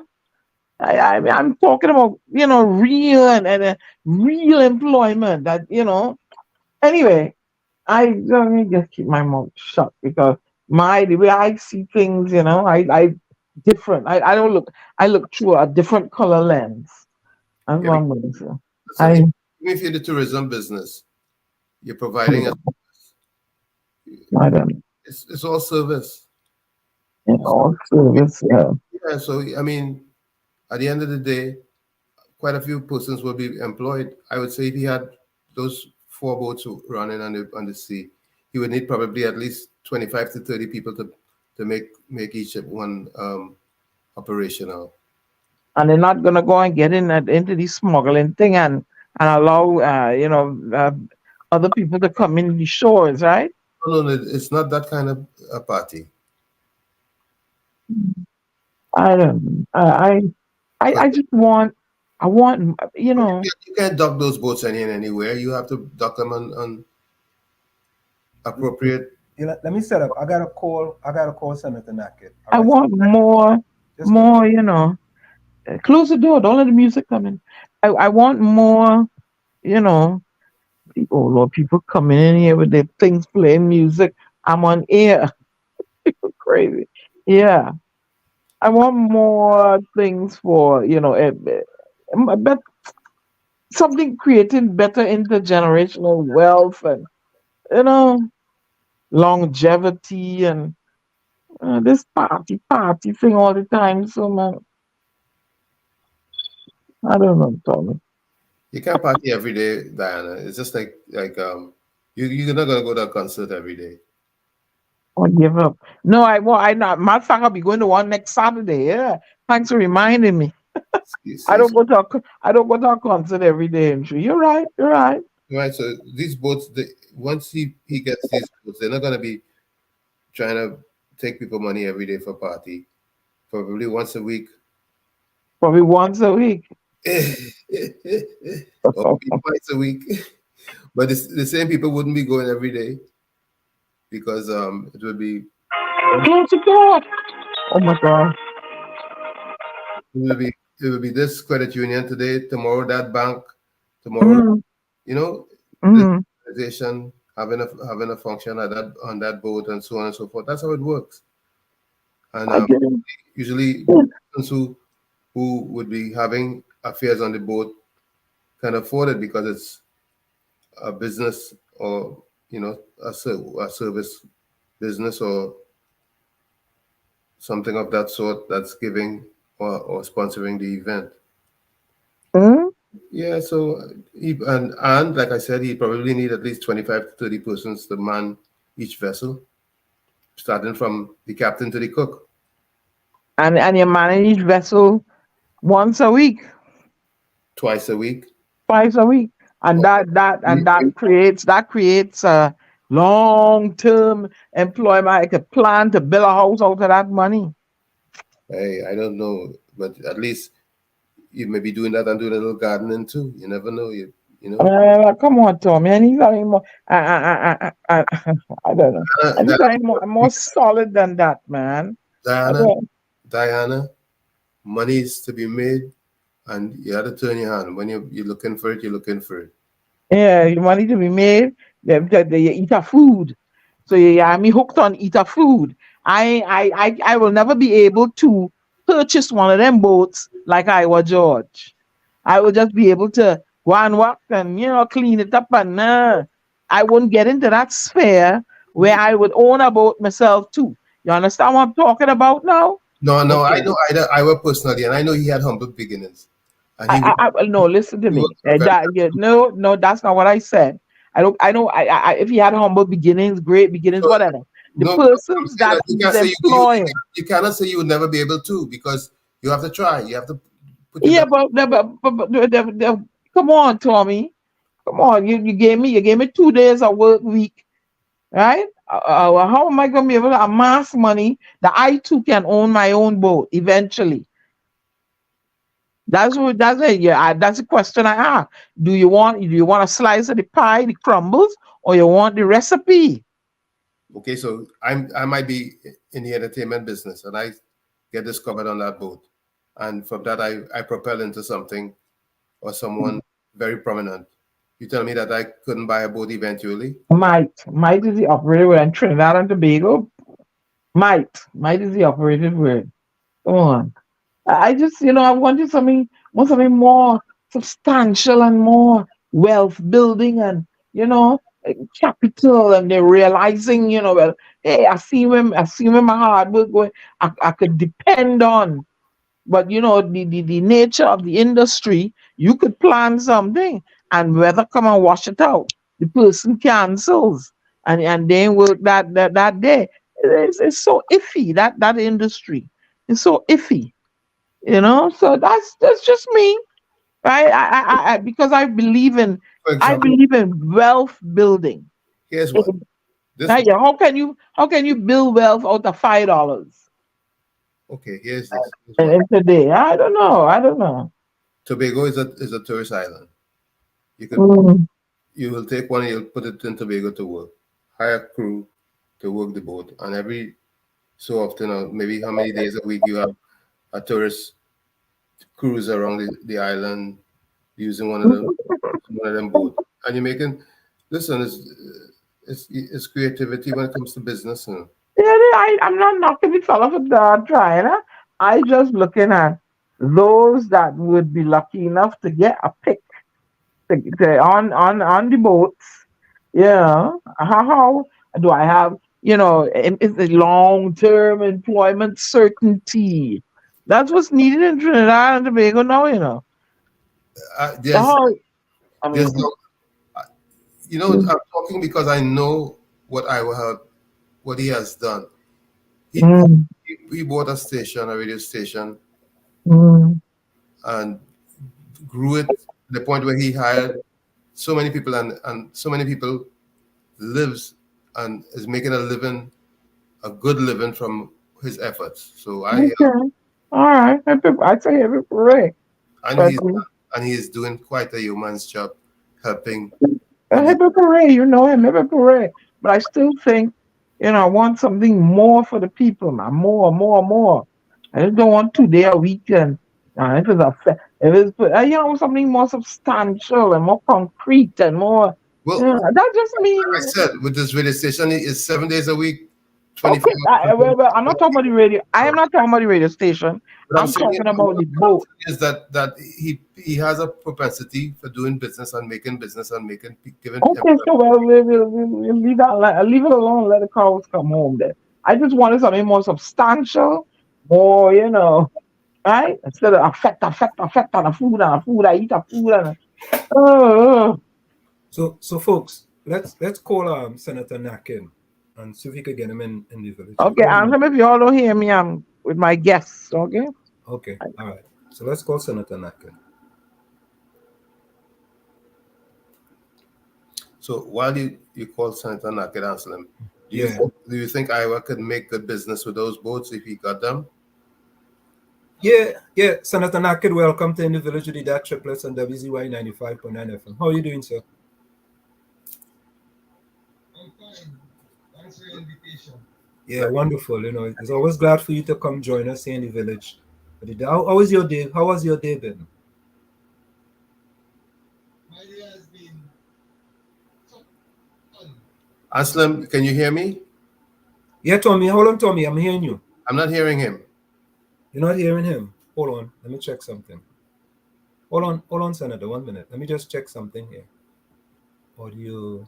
Oh, okay. I know why. Something happened. Hold on. And I'm not hearing him either. Hold on. How about that? Is that better? Let's talk to him now. Let's engage him. Senator Nakhid, Yes, how are you? are you hearing him now? Much better. Yeah. Okay, good. All right. That was me. I didn't do something. So, Senator Nakhid, we called you because is it accurate to say that the date of the local election has been called? No, it's not accurate at all. It has not been called. Okay. What Christopher already alluded to is that it has to be held by August 18th, which is 3 months after the Privy Council's decision. But he hasn't called a date. He very well can call a date, as you all know, but he hasn't. So we wait. I think he said on Monday he should be doing exactly what we are talking about. So what is normally the procedure for that, Senator Nakhid? You have to go. I think they would say they have to do some legislature. They have passed some legislation, and then they have to get a simple majority because they have to do something with the previous aldermen and councillors. Is that something like that? They have to justify their. Since their decision to have the extension was deemed illegal by the Privy Council. In other words, they now have to retroactively try and justify what they did, which was pay people who should have been out of office. So they have to bring legislation to do so. And it's a very unfortunate decision that despite the warnings by the opposition leader that what they were doing was indeed illegal, they would now have to go and try to come to Parliament. Of course, with a simple majority, they will have, depending on the legislation drafted, and try to get it passed. But it's a reflection. It reflects badly on the government and their style of governance, and as they should have vetted this thoroughly, which they did not. And now we are faced with a situation where they have to now come to Parliament, cap in hand, asking for support in order to justify at least the payments that were made to the aldermen and the councillors and so. So we can say that once they come with that's going to pass because a simple majority and the government has enough in order for them to pass that, right? But the thing after, once that is done, right, then they can go and set the date for the local election. Is that what the procedure is?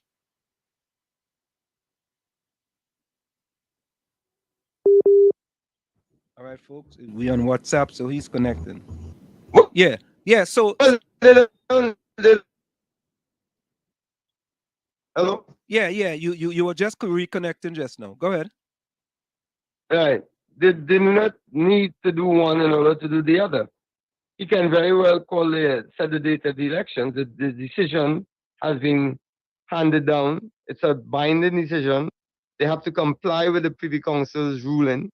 So you can set the date. And then of course, you can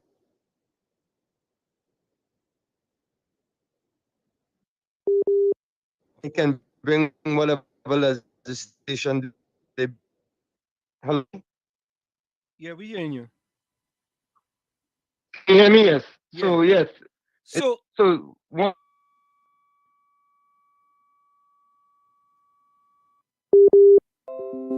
one does not depend on the other.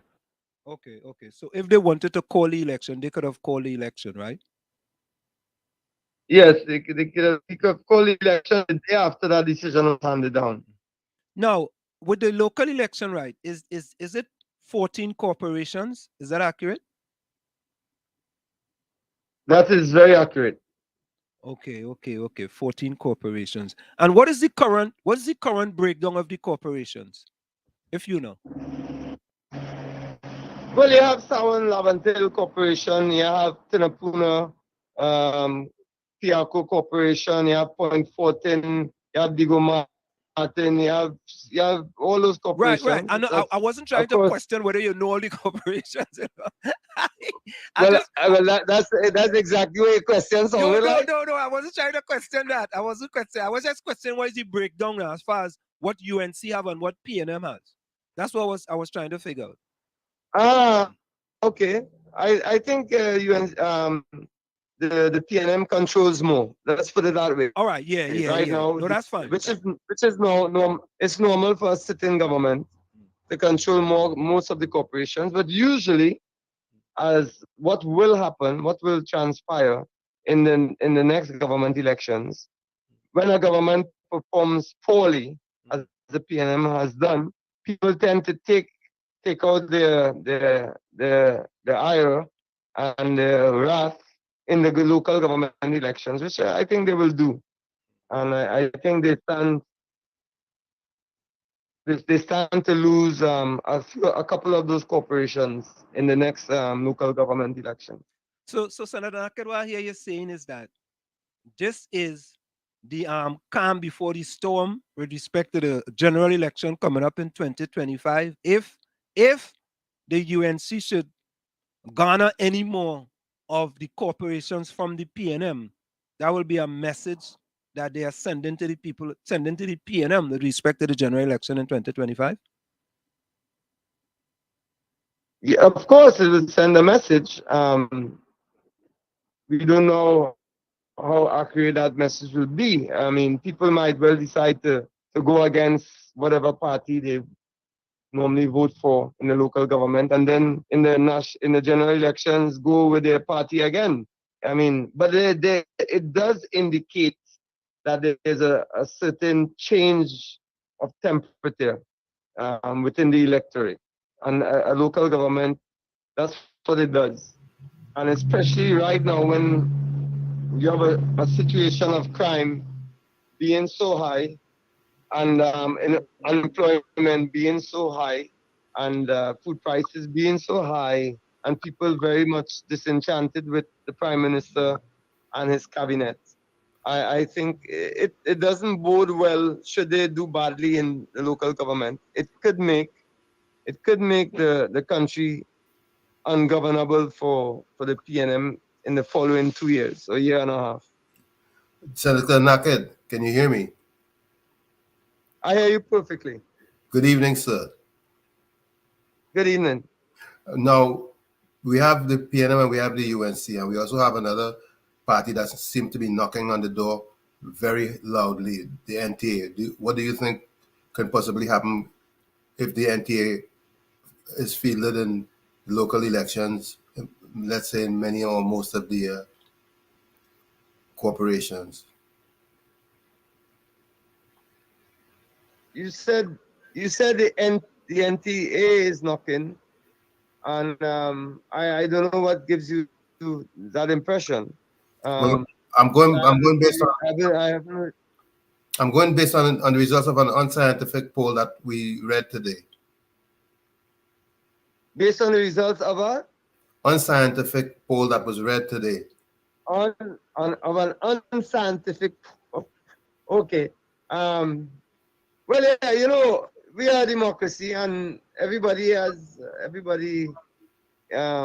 free to have a party, and I wish that all the parties who have the genuine interests of Trinidad and Tobago at heart, I wish them well.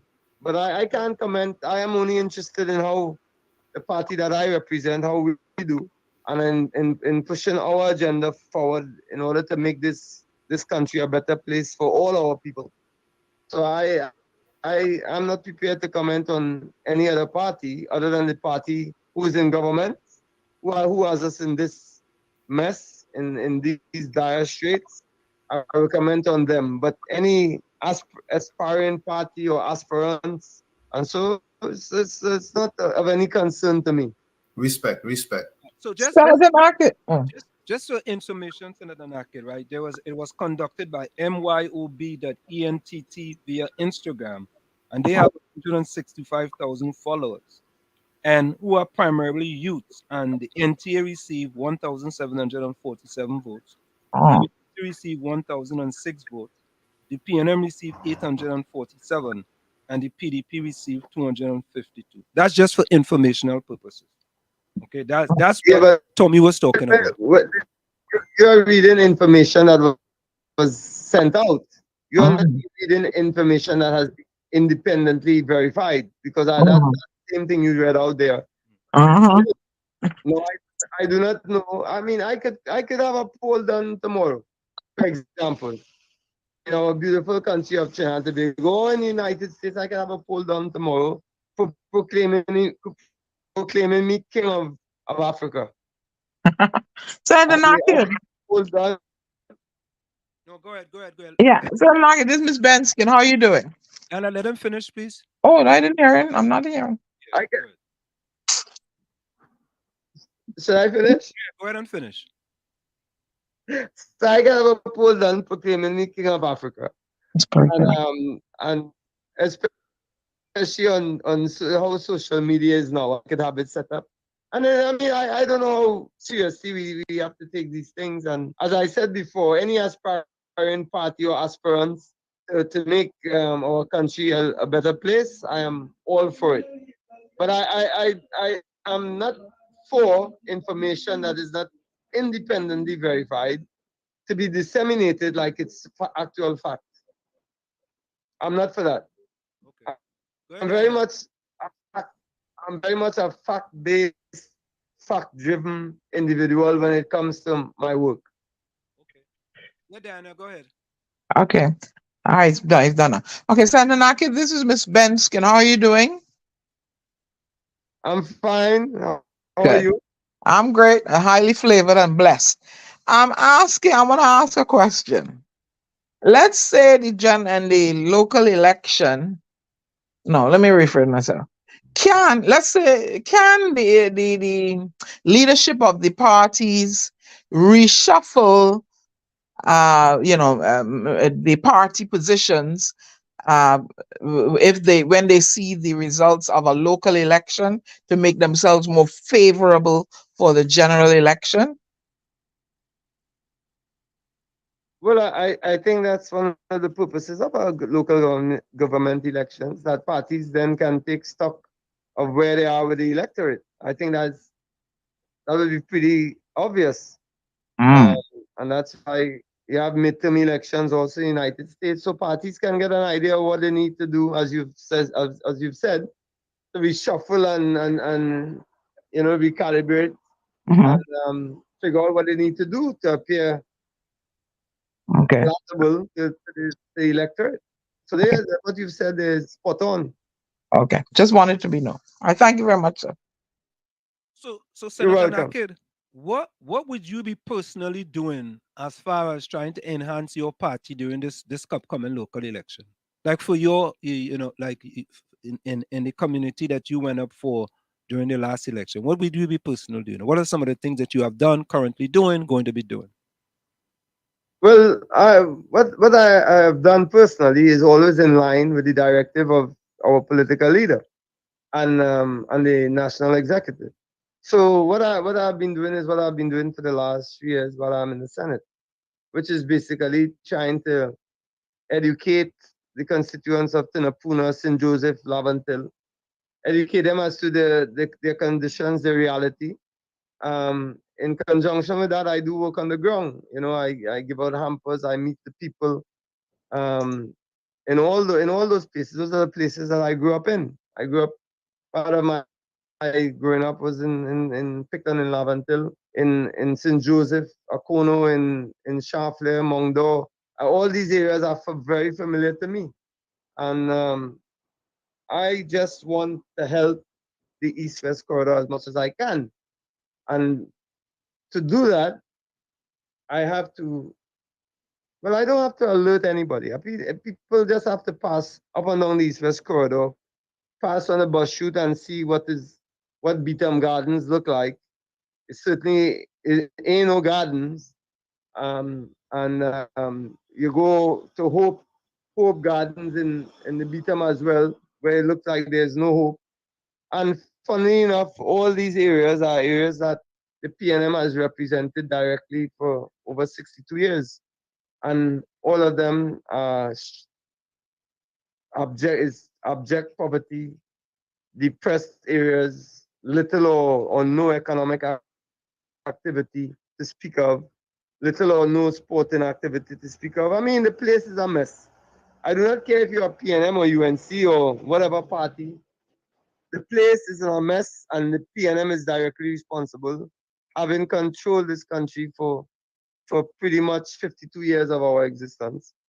And I think it's sad that the people that have voted continually and for the PNM are in the saddest, most abject state in Trinidad and Tobago, and that's our African and working class Indian Indo-Trinbagonians, and that's just a fact. Nobody can come with any information, no matter what poll they have, to tell me anything different, because I'm a product of these West Corridor, so I know what I speak of. Senator Nakhid, I want to say something, right? This is my opinion now. I consider you to be a very conscious black man, right? I'm putting that on the table. And the reason why I consider you to be that is because of your track record. You know, some people may not know of your track record when you were here in the United States of America, especially when you was going for that head coaching job there, you know, at that university that I don't want to call the name, but at that university, and what happened with you as far as being the most qualified person that didn't get the job. So here is the questions from that. And many people ask this question. It seemed to them that you are considered to be the black voice for the UNC. What do you say? Well, I'll probably take that. They might say for the UNC, but I see myself as being the black voice for any of our oppressed people, not just the UNC. When I try to uplift the people on the East West Corridor, most of them do not vote for the UNC. As a matter of fact, most of them vote for the PNM.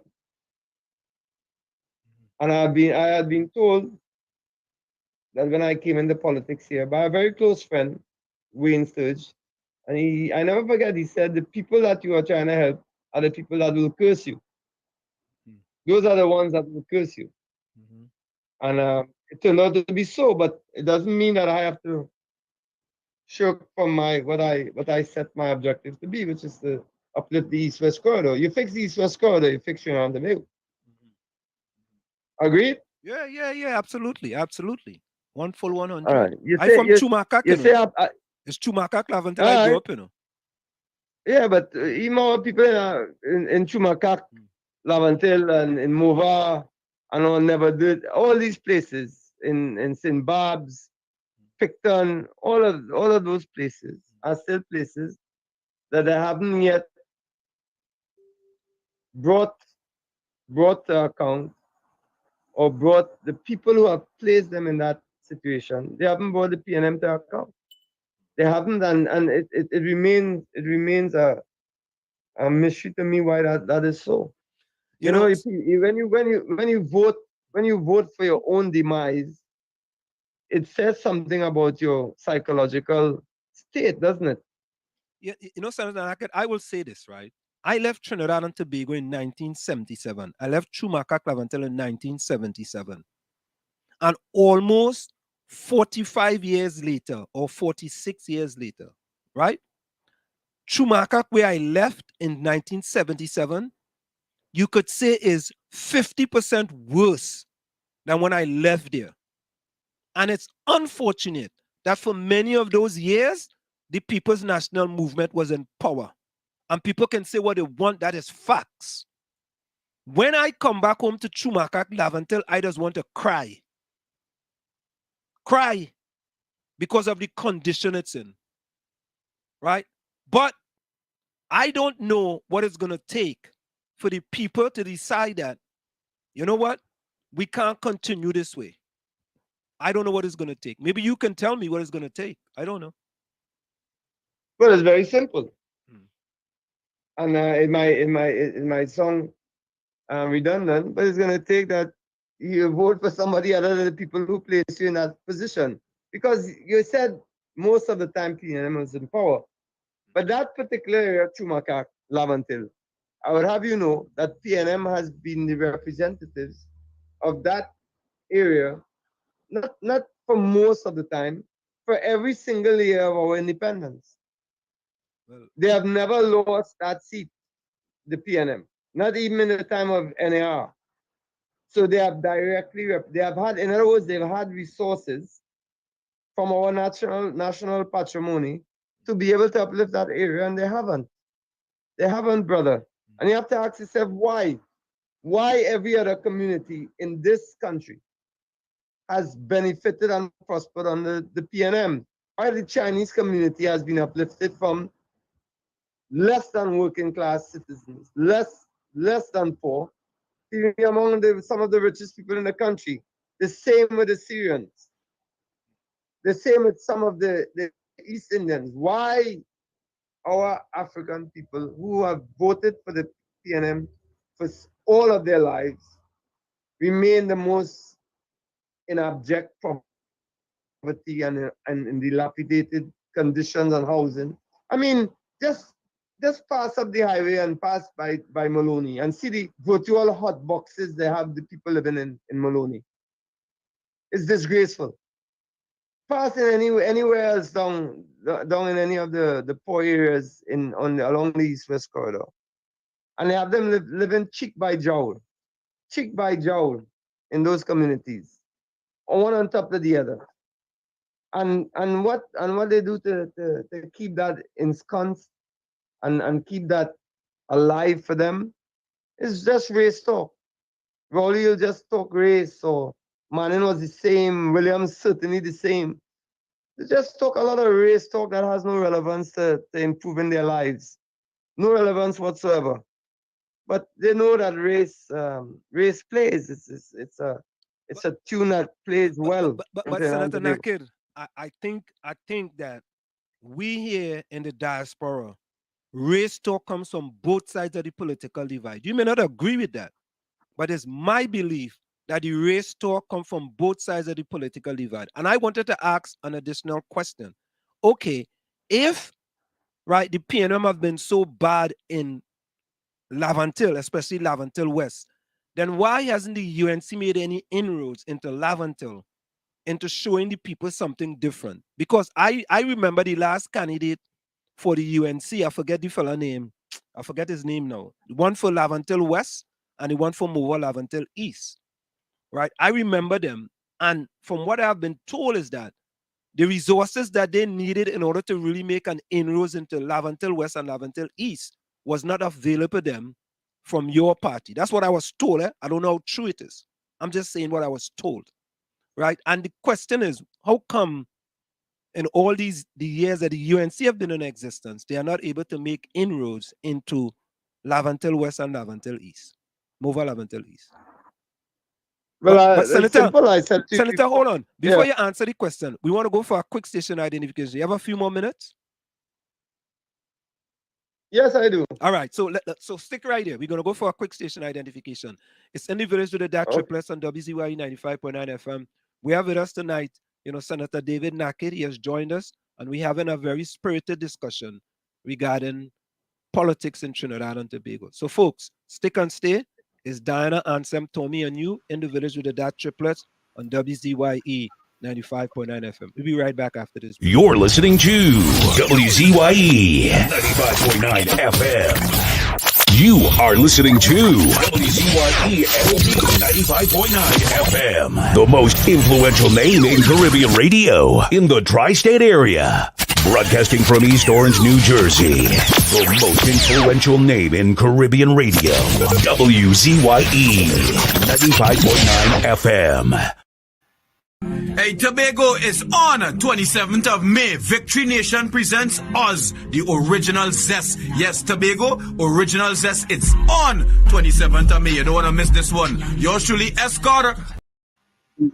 Yeah, so we are back with you, Senator Nakhid. It's in the village with the DAT Triplets on WZYE 95.9 FM. So yeah, I put the question there just before we went to the break. What do you say?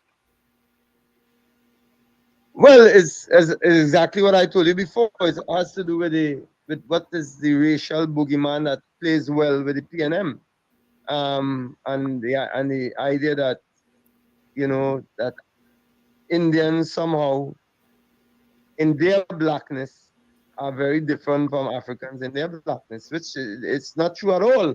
The struggles of Africans and Indians have been very, very similar throughout history.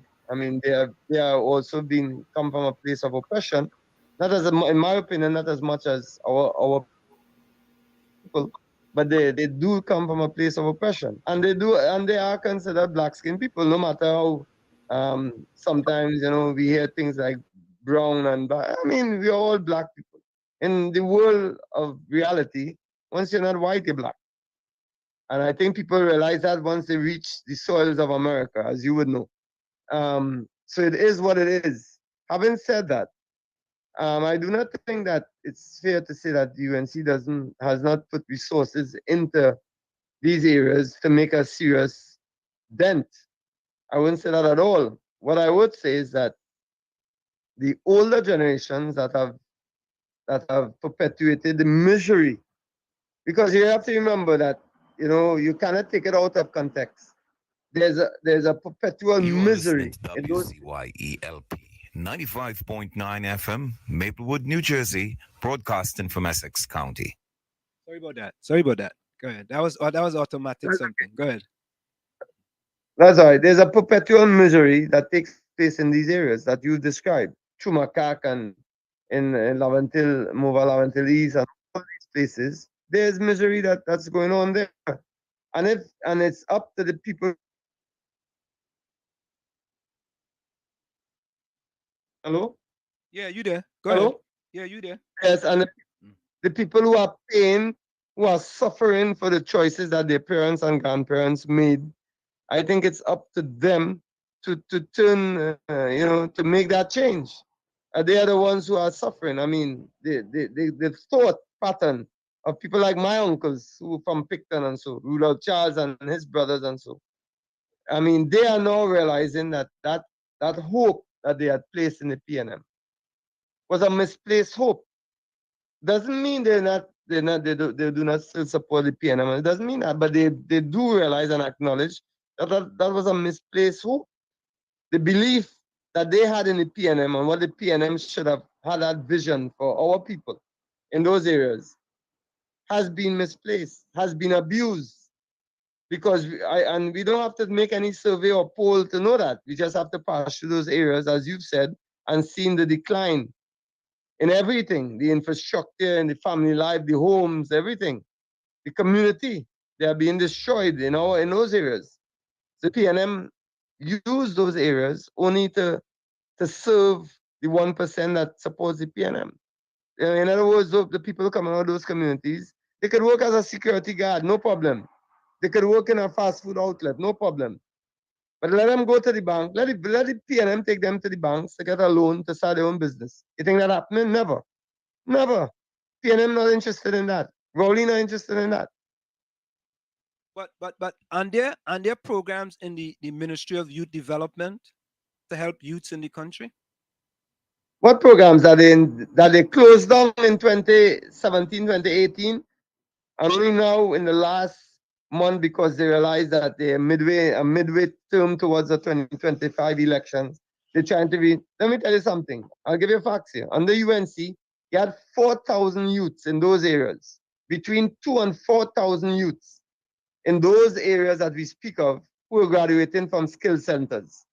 Whatever the MIC, white, all of that's fact I'm telling you. The PNM, who closed them down in 2018, tried to revive them over the last few months and a year, can get 400 coming out of that system. So you're left with thousands of young men, and I see it. I was up in Mongdo a couple days ago. Boys there idling away. They want to work, but nothing for them. You see what the PNM does is put on an event. What the PNM has done in the last year is put on events. Events is not good policy. Events is not substantial policy that could take you through from the short term to the medium term to the long term, to give you a living, to give you a proper life. Events is for you, it's for you in the media to say exactly what you said. It's for you in the media to have a feeling that PNM is doing something. They have done absolutely nothing for the people in the poor and working class communities, especially on the East West Corridor. You know, Senator Nakhid, I always take people to task when they say nothing. I think when we say nothing means nothing, Senator Nakhid. I will think, Senator Nakhid, that it's easy to find one thing that they have done. And when we say nothing, nothing is nothing.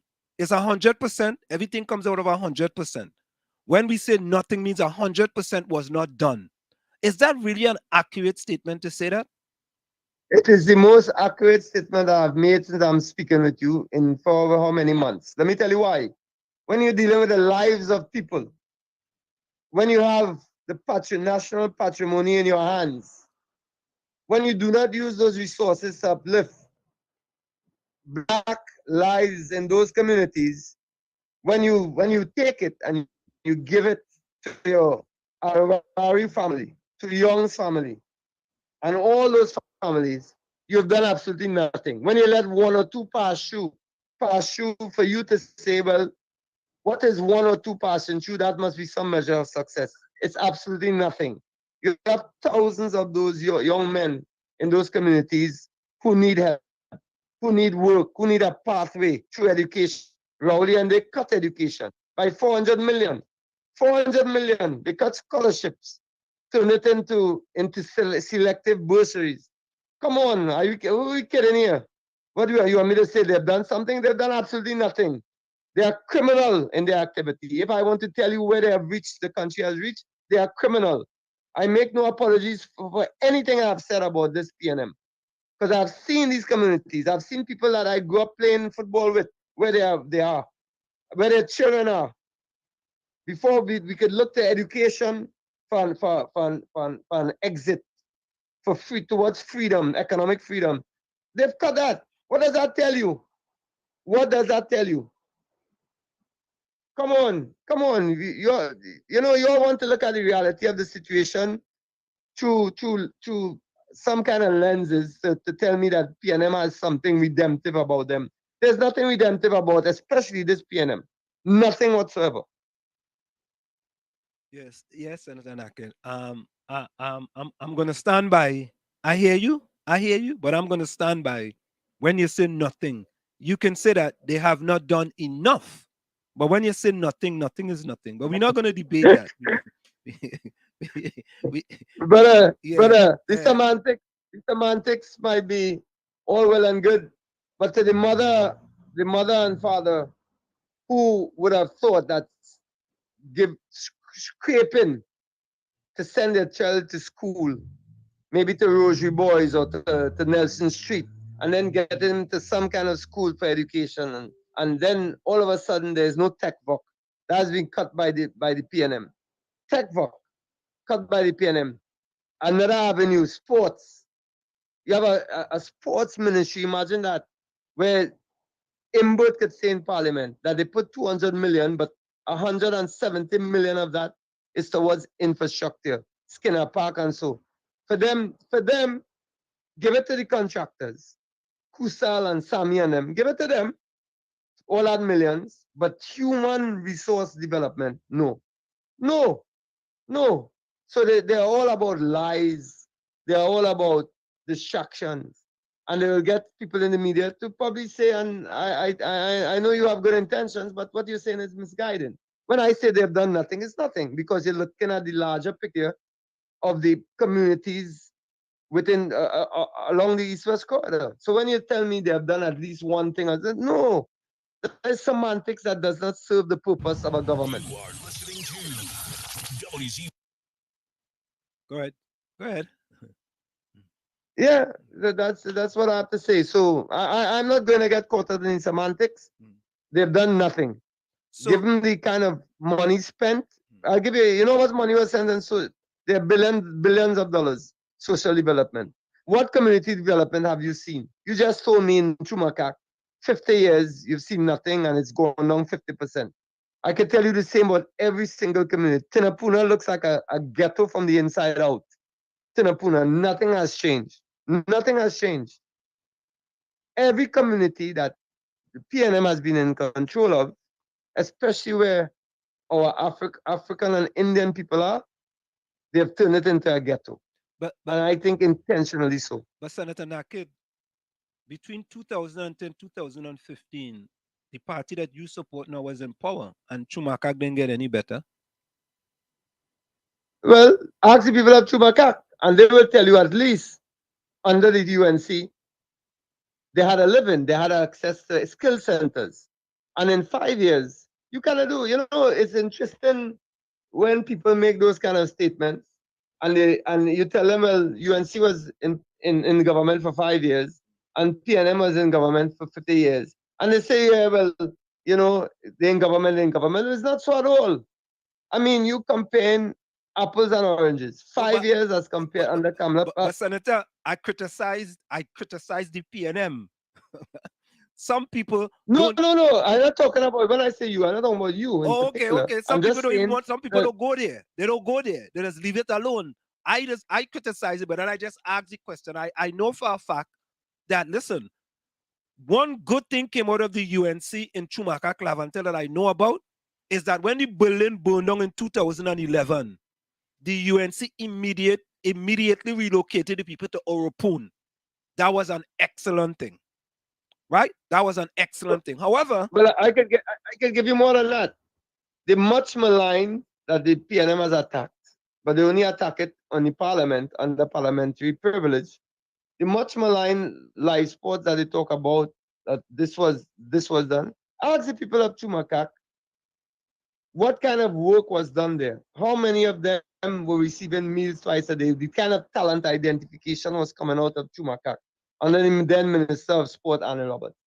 Ask them, then they will tell you how people will put to work, how people will put in schools and skill centers. You see, anything that put money, skills to bring them out of just a poor and working class income or lifestyle, anything done for African and Indian people, the PNM not with that. They tell you what, they're giving money to gangs and to bandits. But how you wanted to bring people out of that lifestyle? but Out Senator, of that was a splendiferous idea going bad. You may not agree with that. I think it was a splendiferous idea to make a significant change in Trinidad and Tobago with live sport, but it was an idea that went bad and went rogue, and then the people who were not supposed to benefit from it was benefiting tremendously, right? Because I know, Senator Nakhid, I have to tell you the truth. I met with Anel Roberts when Anel Roberts was Minister of Sports in order to bring him a certain program. And I can also say that I also met with Daryl Smith when he was Minister of Sports to bring him the same program. So two different parties, same end result. Right? Yeah, but if anybody could even put in their thoughts to compare Daryl Smith, what he did in sport, compared to Anna Roberts, listen, I taken off my UNC cap. It just that nothing to do with UNC or support for Arnold. I'm looking at what Arnold did, how many sports fields he built, how many the aquatic center that still is existent, the racket. Arnold, it can never be compared. Any sports minister, especially Daryl Smith, compared to Arnold Roberts, if they accepted a program that you presented or not. No, come on, brother. Come on, is a night and day, chalk and cheese. Daryl Smith was a complete waste of time. And you're talking about Arnold Roberts, who was much maligned by the PNM, and until now, nobody could tell us what he did wrong. Until now, he not named in the audit report. Until now, except under parliamentary privilege, they could never come and say, well, he did this or did that. While on the other hand, I telling you, the PNM has been the most corrupt party in the history of this Caribbean, the Commonwealth. Look at all the ministers. Ask them where the children are. Outside and abroad in Miami living. So you know what I mean? You have facts to back that up? About the ministers of the PNM? No. That the PNM is the most corrupted in the Caribbean, you said? 100% in the history of the, maybe not only the Caribbean, the Commonwealth. Are you kidding me? O'Halloran, Privat, De Souza, I will boldly call them their names in any public platform. All of them corrupt to the bone. But Senator, and when they come to I'll finish it, into pedophilia, Ken Valley, and others in PNM. But Senator, this PNM that you all feel has done something. I don't know why. Wasn't the Piarco corruption scandal one of the biggest corruption scandals in Trinidad and Tobago? And who was the government minister? I think that was under Pandey. Under Pandey, was Pandey convicted? Didn't Pandey get convicted for something? No, Yeah. Pandey There was was not something to do with the scholarship money. Right. But Yeah. Pandey was never, and that was overturned. And Pandey was never convicted for anything under the Piaco. So anyway, I'm telling you about, listen, you're talking about ministers. They just found Camille Robinson wages $143,000 until now she can't explain it. Went to the bank with it. What happened with that? But Senator, I don't really want to go. Yeah, why I don't want to go down that road? Here's why, right? Because it happens on both sides. There's a person who has been indicted. No. Well, I just give you concrete examples. Why you tell me it happened on both sides? No, but listen, I want you to tell me. I was going to give you an example. I was giving you an example. Wait, give me an example. Dr. David Lee has been indicted, and he's in Parliament. He's been indicted and he's in Parliament.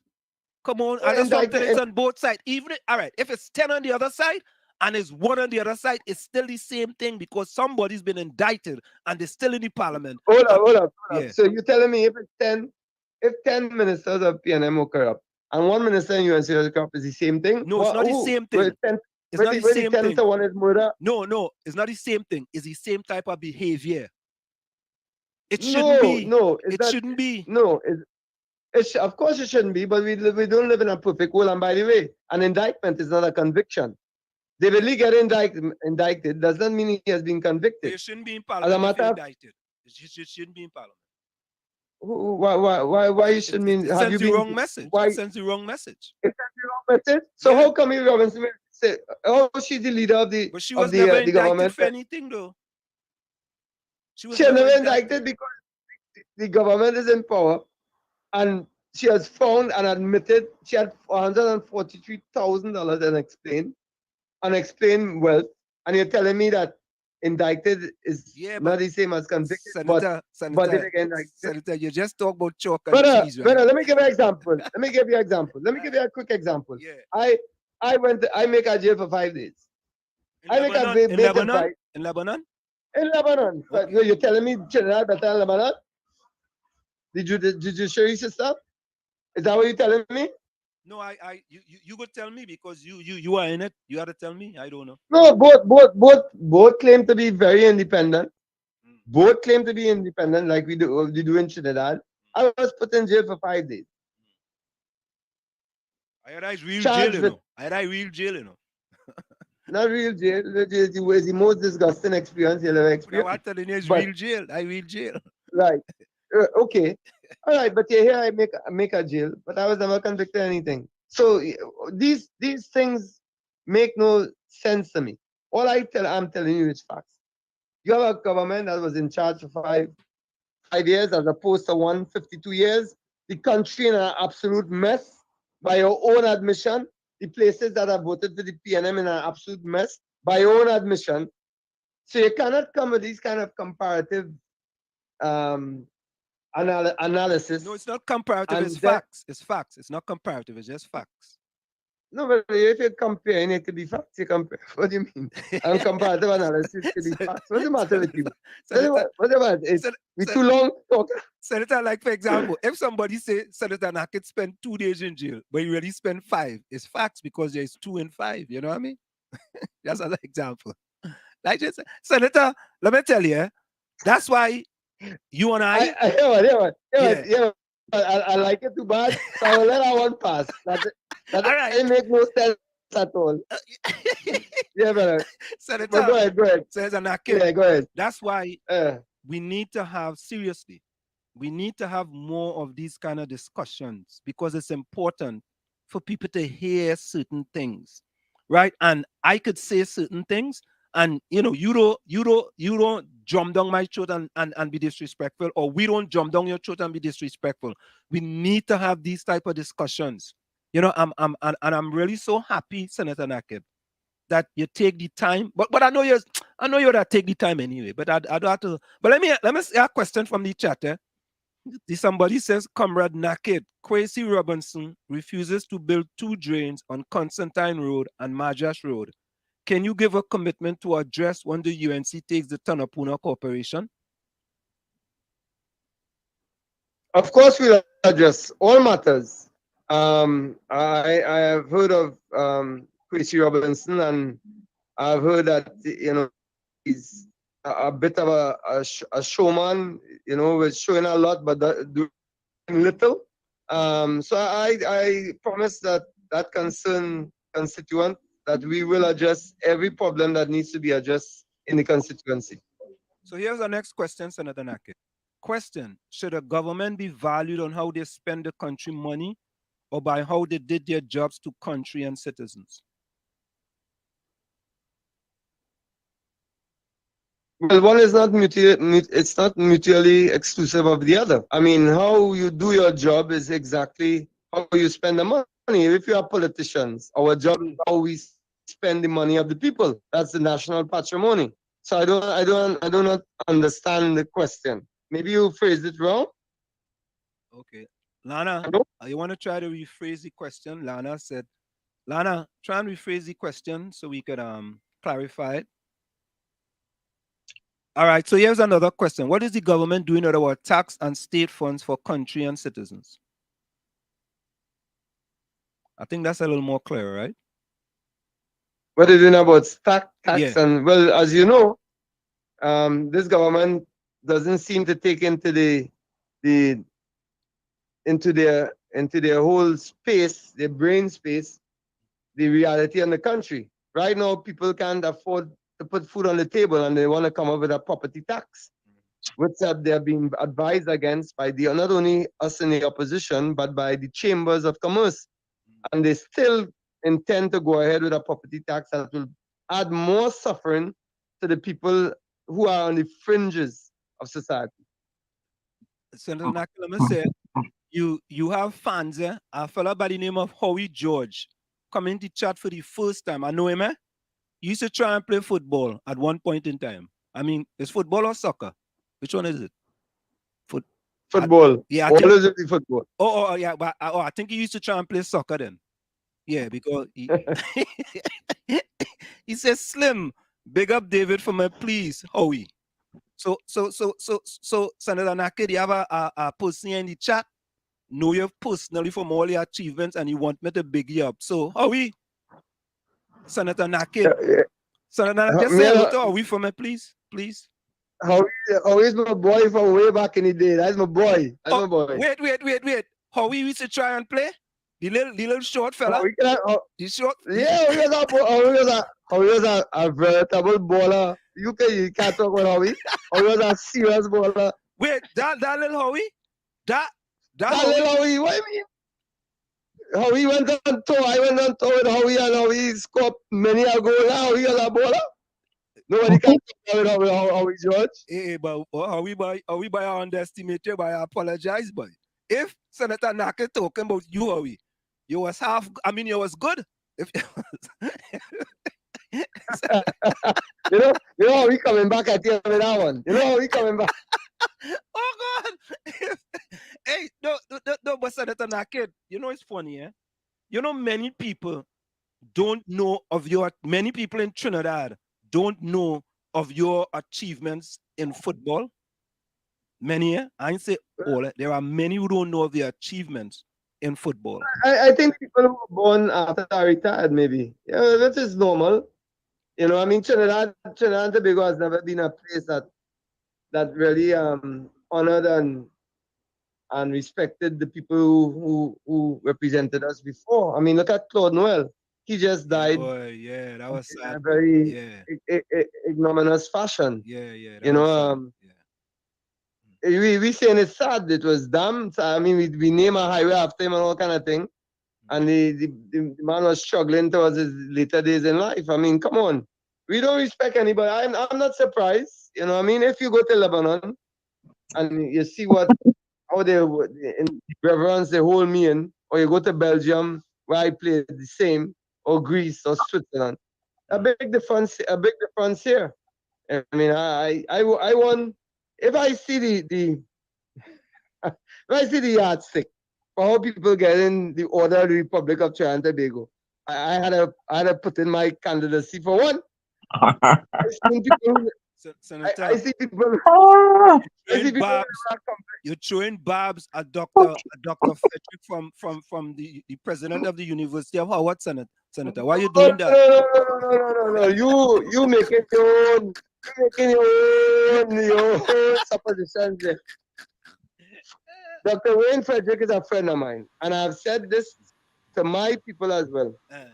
Any Trinbagonian who went into the United States system, if you understand it, and became president of the United States, you can be considered for Order Republic of Trinidad and Tobago. I say that categorically, and I know Dr. Frederick. I know Wayne. He's a brilliant surgeon, brilliant man, and there's no one can tell me that if Christine Kangaloo can be president or get the Order Republic of Trinidad and Tobago and get the presidency of Trinidad and Tobago, then nobody can discuss Wayne Frederick. He completely and thoroughly deserves it. So I'm telling you, but I'm. So Senator, yeah, go ahead. If Dr. Wayne Frederick come political leader of the PNM, you and him still be boys? If me and him will be boys, if Frederick is my boy from before. Because he come PNM leader, he wouldn't be my boy. No, he will be again.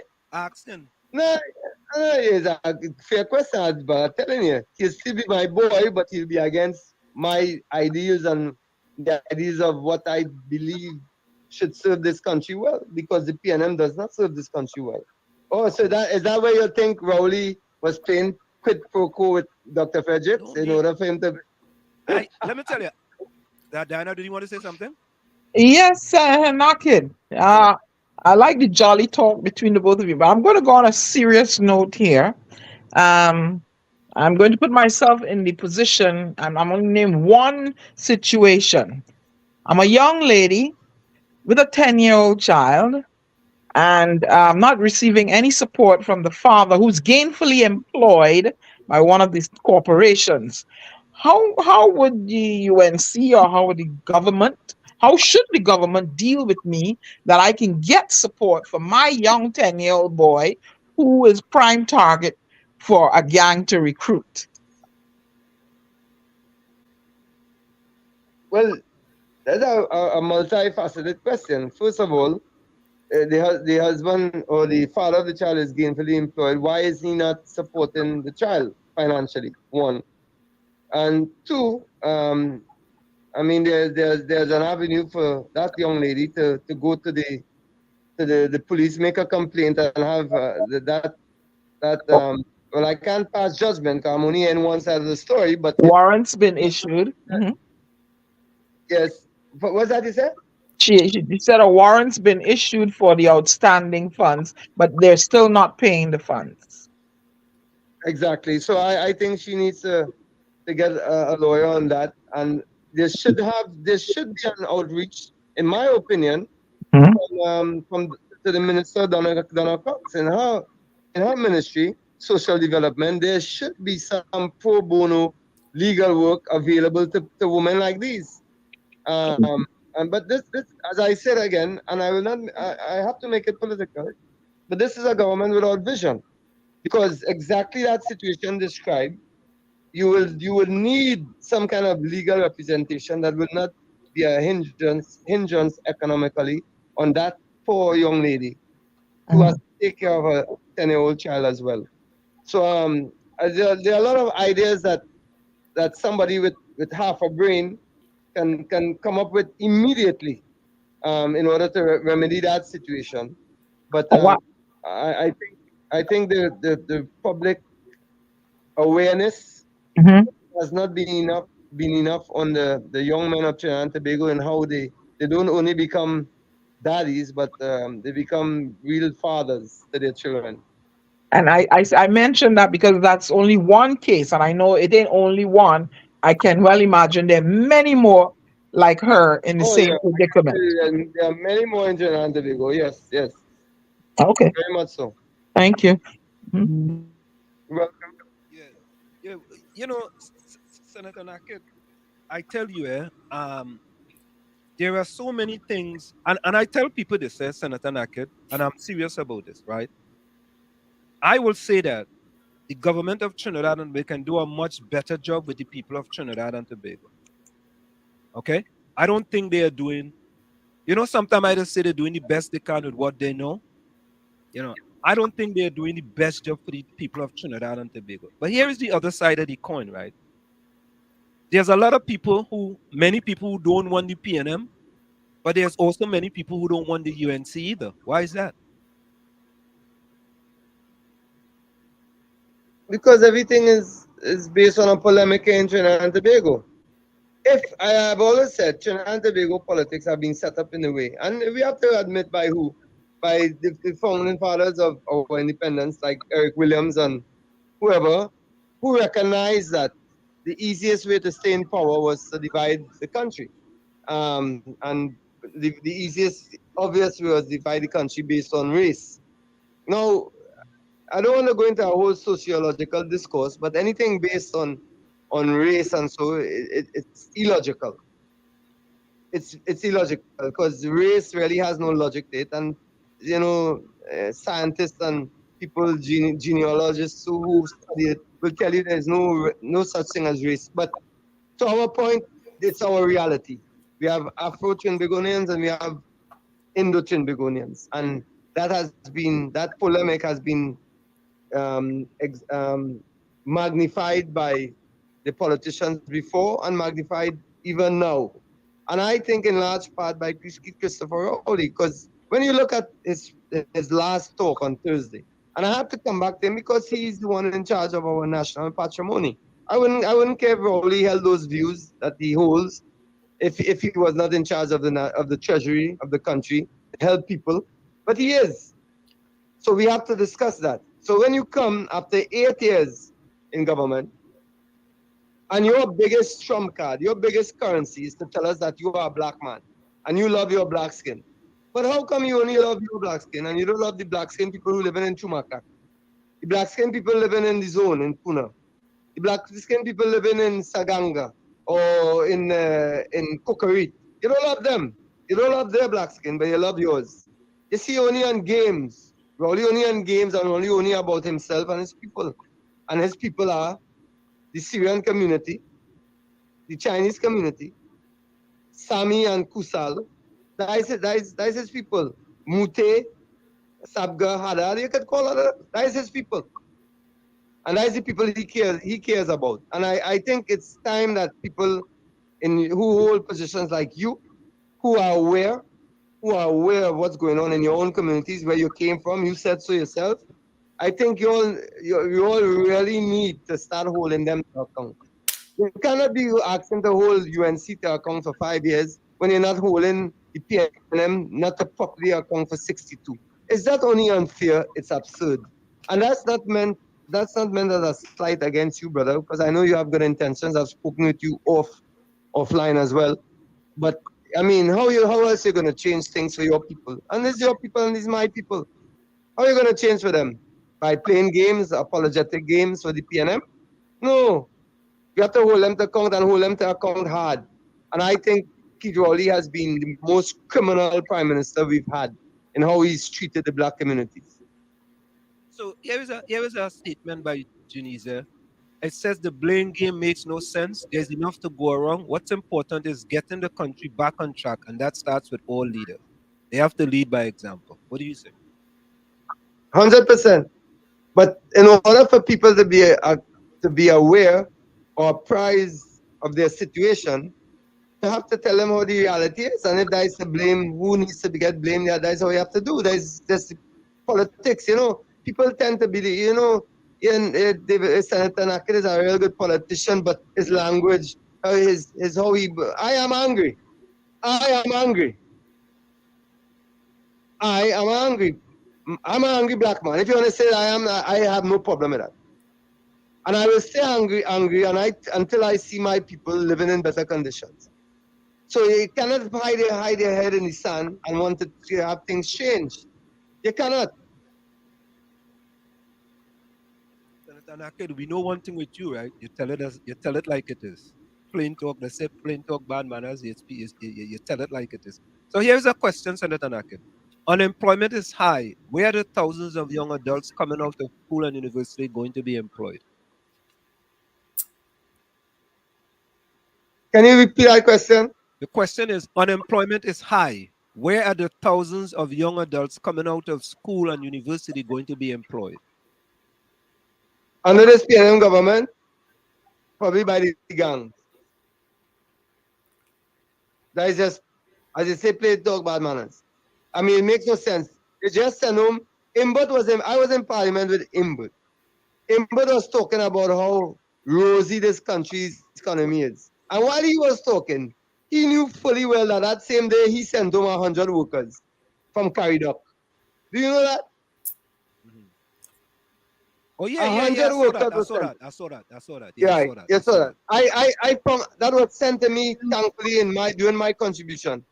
Yeah, and that man came into the parliament lying and telling everybody about how rosy the economy is, knowing full well that Caridoc, who was under his Ministry of Finance, sent him 100 workers. What does that tell you about these people? They care about it. Who you think were those 100 people? Where you think they're from? Goodwood Gardens? Bayshore? All right. No, Understand, brother? They show some pictures. Yeah. They show some pictures of the people. They had a few of the people. Right. So Right. here's another question. What does he think about this two-state solution? Like, is that like Haiti and Dominican Republic? I don't know. I ain't sure about that one. Senator Nakhid. So Rajri, restate that question again so we could give it to Senator Nakhid, please. What, want to divide the country into two states? No. I think no. I want him to restate that question for Senator Nakhid so I could get it accurately. All right, please. So Senator Nakhid, he says correct. That's what he says. He says correct. So question what he thinks of a two-state solution like Haiti and Dominican Republic. I guess Haiti is right next to the Dominican Republic. I really don't know how we want that to work, but we already have a two-state. We have Trinidad and Tobago. It's not like a two-state, right? No, we are Twin Island Republic. But that question, I can't find any humor to it. Is he suggesting that we should divide the country between Indians and Africans? Is that what he said? I don't think so, I don't think so, So what do you mean a two-state solution? Yeah, Rajvi, you gotta clarify that question because I didn't understand. I think he was talking about Haiti is one part and Dominican Republic is right next door, and I guess people traverse between Haiti and Dominican Republic. There are two countries defined by borders of their own sovereignty.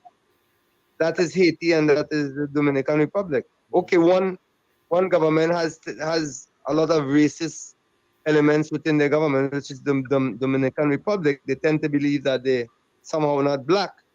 But I don't understand the question, to be honest. Is he trying to relate it to our situation in Trinidad and Tobago? I think he got to clarify it. Oh, okay. Yeah. So here's the next question. Do you think it will have a partnership government? If not, why? So I think that question is with respect to a partnership because, for example, if there is not enough seats that was won by the PNM or the UNC, and for example, if the PDP wins the 2 seats in Tobago, for example, and the PDP then have to join up with the PNM or the UNC or the NTA, whoever, so I guess the question is that, do you think we'll have a partnership government again in Trinidad and Tobago? Brother, that question has so many facets to it, and so there are so many equations out of that. That is almost impossible to answer. I think we'd have to wait and see how that goes. All right, fair enough. No, this is a big question, Senator Nakhid. We see property tax, right, is on the docket again. And an economist says, right. I think her name is Sajiwan, Dr. Sajiwan, I think, stated that. Indira Sajiwan, yeah. There we go. She understands the property tax. She say yes to the property tax, but not the method of property tax. Right? She was saying yes. And I'm thinking that, right, that your party position might be no property tax.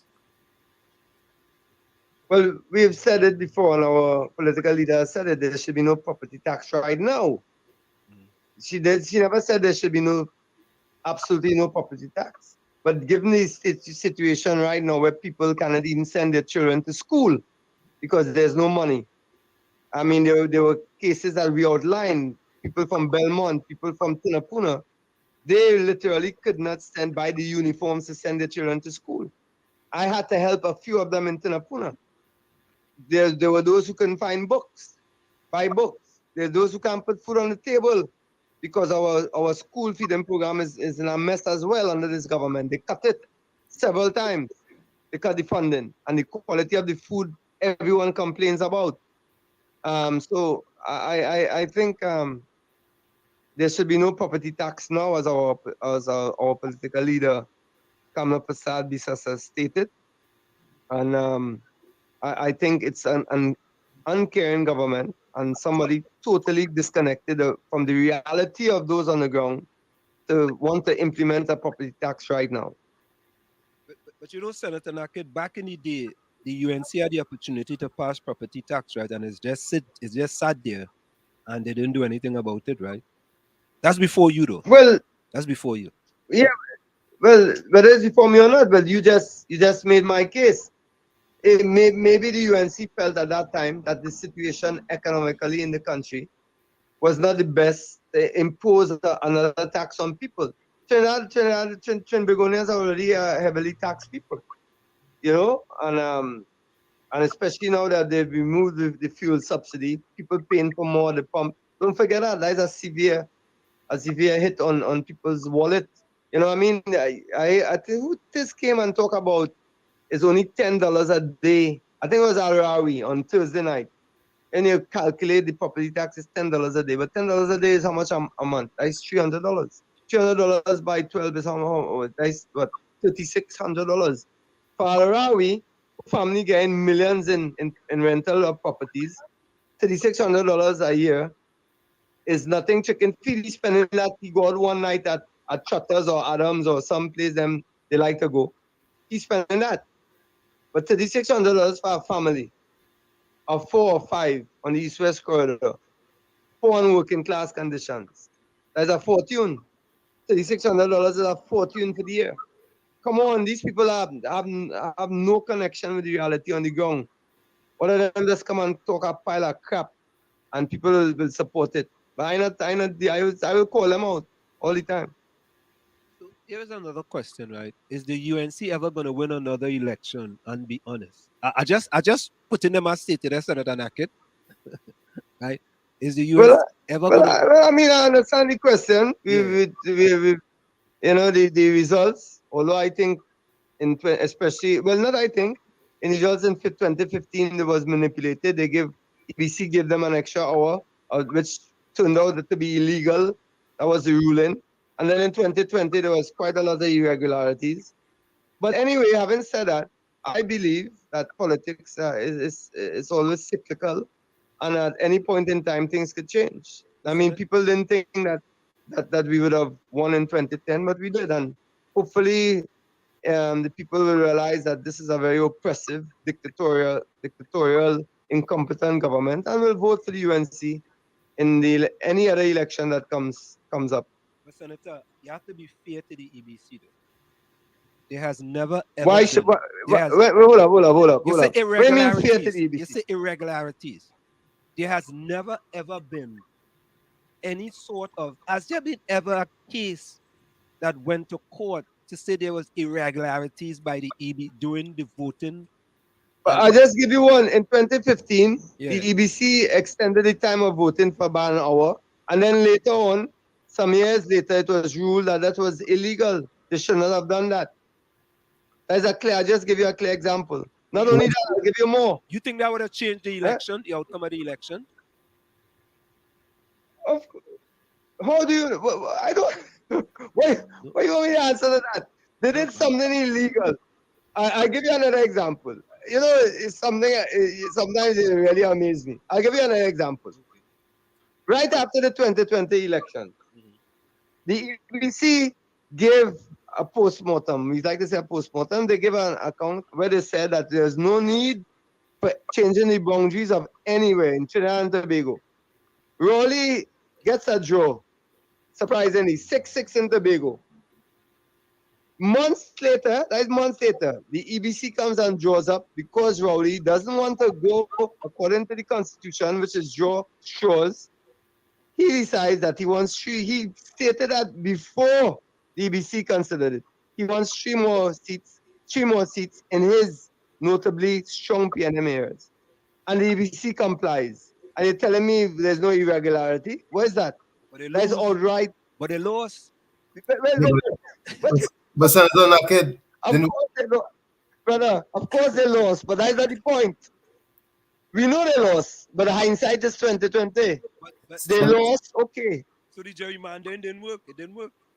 But Senator Nakhid. Okay, but brother, you said that the EBC does not gerrymander. You said there's no irregularities. I'm telling you that they are politically influenced because Raleigh wanted 3 seats. According to the Constitution, based on a six tie, they should have drawn straws. That's section 92 of the Constitution, of the THA Assembly or whatever.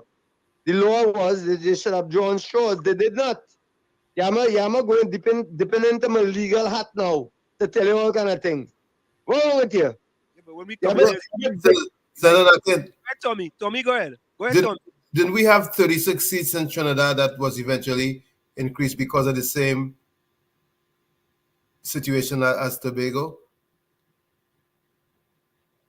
Yes, we had an 18-18 tie. But then you don't forget, before you went to that, to have another, to the 41 to get, remember the president made the decision, A.N.R. Robertson, and gave it to Manning. Correct. Which we can say is very controversial. So what you compare there is also apples and oranges. The tie in 6-6 was immediately changed the amount of seats to 15 for the next election that came up after. So you cannot compare the two at all. As a matter of fact, you'll bring us into territory that will not be nice for the PNM at all. The PNM is a party that pretends to respect independent institutions. They do not. It's a party that has undermined the most independent institutions in our history. But going back to 2015, wasn't there adverse weather that created the additional 2 hours that was added to the poll time? My brother, you have to go according to the law. That the adverse weather cannot determine that you extend it so people could vote more, especially in areas that you don't know what takes place. There's no law for that. That cannot be an independent decision taken by the EBC. Are you kidding me? What the guy is talking about? That's like saying, you know what?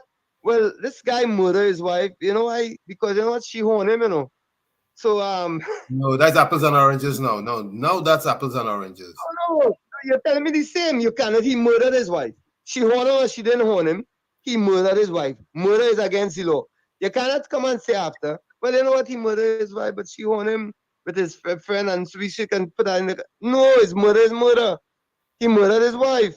What are you all talking about? The EBC has no power to extend the, and it was. This is not me talking. This is not Senator Nakhid talking. This is not David Nakhid talking. This is not Ole talking. The court came up after and said it was an illegal decision. So what was supposed to happen after? They were supposed to redo the election after that? No, well, they were already into the term. Some things, some mistakes made, some illegal things done. I mean, look at Rowley with the pulling of the merit list. He admitted he pulled the merit list. Have you seen anything done in Trinidad and Tobago? Have the police pulled up to Whitehall to arrest Rowley? The man went boldface and said, it was me who intercepted the merit list. Do you know the Constitution that this is against the Constitution? Yeah, but he undermined the Constitution, broke the law. He, Paula Weeks, and Blissy Prasad. And we having this conversation like getting on like we to pretend that the PNM is some just party. Come on. We all in agreement that was a wrongdoing. I mean, yeah, we admit that. We all in agreement that's a wrongdoing. Hey, all the fellas keep him in a jolly mood tonight, you know. All they admit it was wrongdoing. No, Man, wrongdoing is if we want to speak. We want to speak truth to power. No. We want to speak truth to power. We don't want to. Okay. We don't want to do. Go ahead. Wrongdoing is not the word, brothers. What is Illegal is the word. Illegal. Well, not wrongdoing. illegal- Wrongdoing is if I'm a diabetic and I go and eat a piece of sugar cake. That's wrong. Nah, illegal is wrongdoing too. Of course, illegal is wrongdoing. But the mere word they use in wrongdoing is not wrongdoing. It is illegal, meaning he broke the law. Rowley broke the law, and he should be on a charge for misbehaving in public office. But you have to completely thought. Yeah, but Senator Nakhid, Trinidad has become a country. But let me ask you this question quickly. Question: do you think citizens' salary should raise every time government salary raises as well?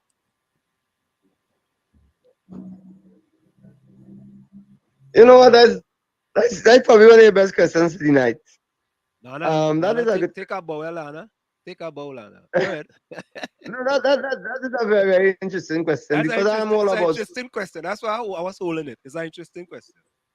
Yeah, because I'm all about social equity, and I feel if our people who are elected or who we put in office and we pay them to Handsomely. we pay them, yeah, we pay them. Yeah, let me say handsome compared to how our average salaries are. We are paid handsome. Yeah. And I would like to tell you what I love that question. I believe that should happen. If people in government salaries go up, then I think that should be looked at across the board. So then what you would have to say to PNM offering people 4%? Huh?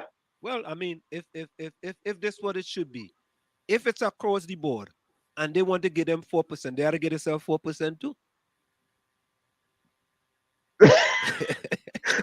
I think you understand the concept of 4%. This is 4% that retracted from 2013, my brother. In other words, oh yeah, all right. It's not actually 4%. It's less than 4% if you average it out. Well, if you look at it, it's way less than what they should be getting, because salaries are mandated to be increased. So they got significantly less, and some of them accepted it because they saw that there was no hope to negotiate with this government.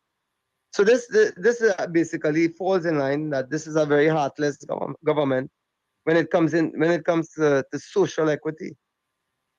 And I'll try to make this the last question. Do you think one day we'll have a Venezuelan political party in TNT? I think that's a great question, if you ask me. Let me ask the question again, sorry. Do you think one day we'll have a Venezuelan political party in Trinidad and Tobago?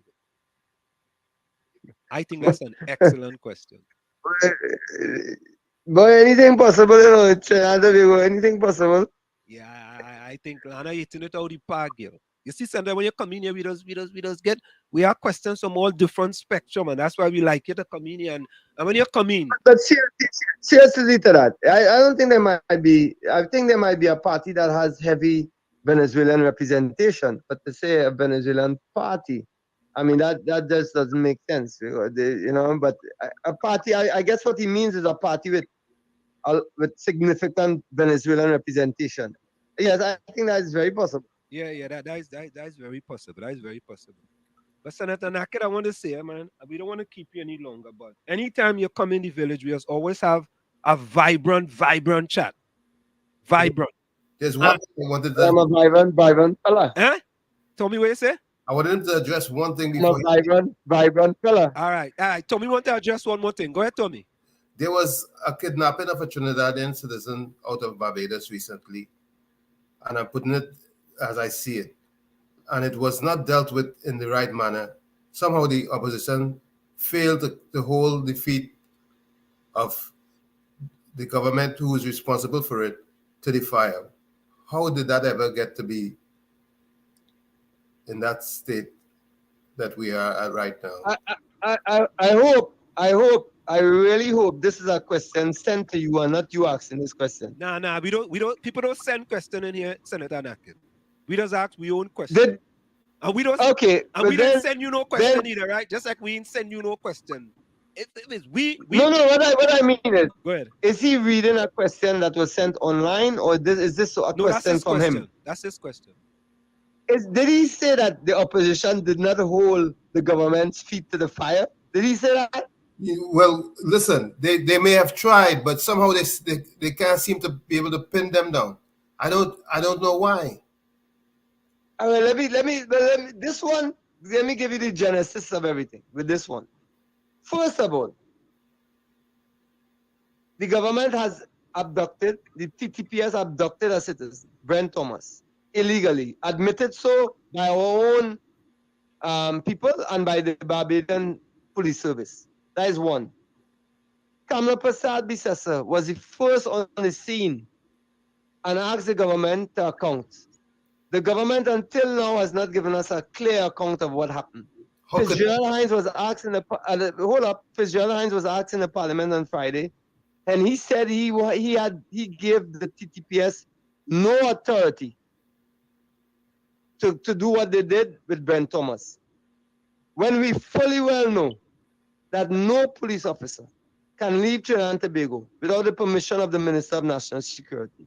They left here, they were able to command a plane, abduct a citizen, Brent Thomas, and bring him back to Trinidad. And they want us to believe. And we expose all of this.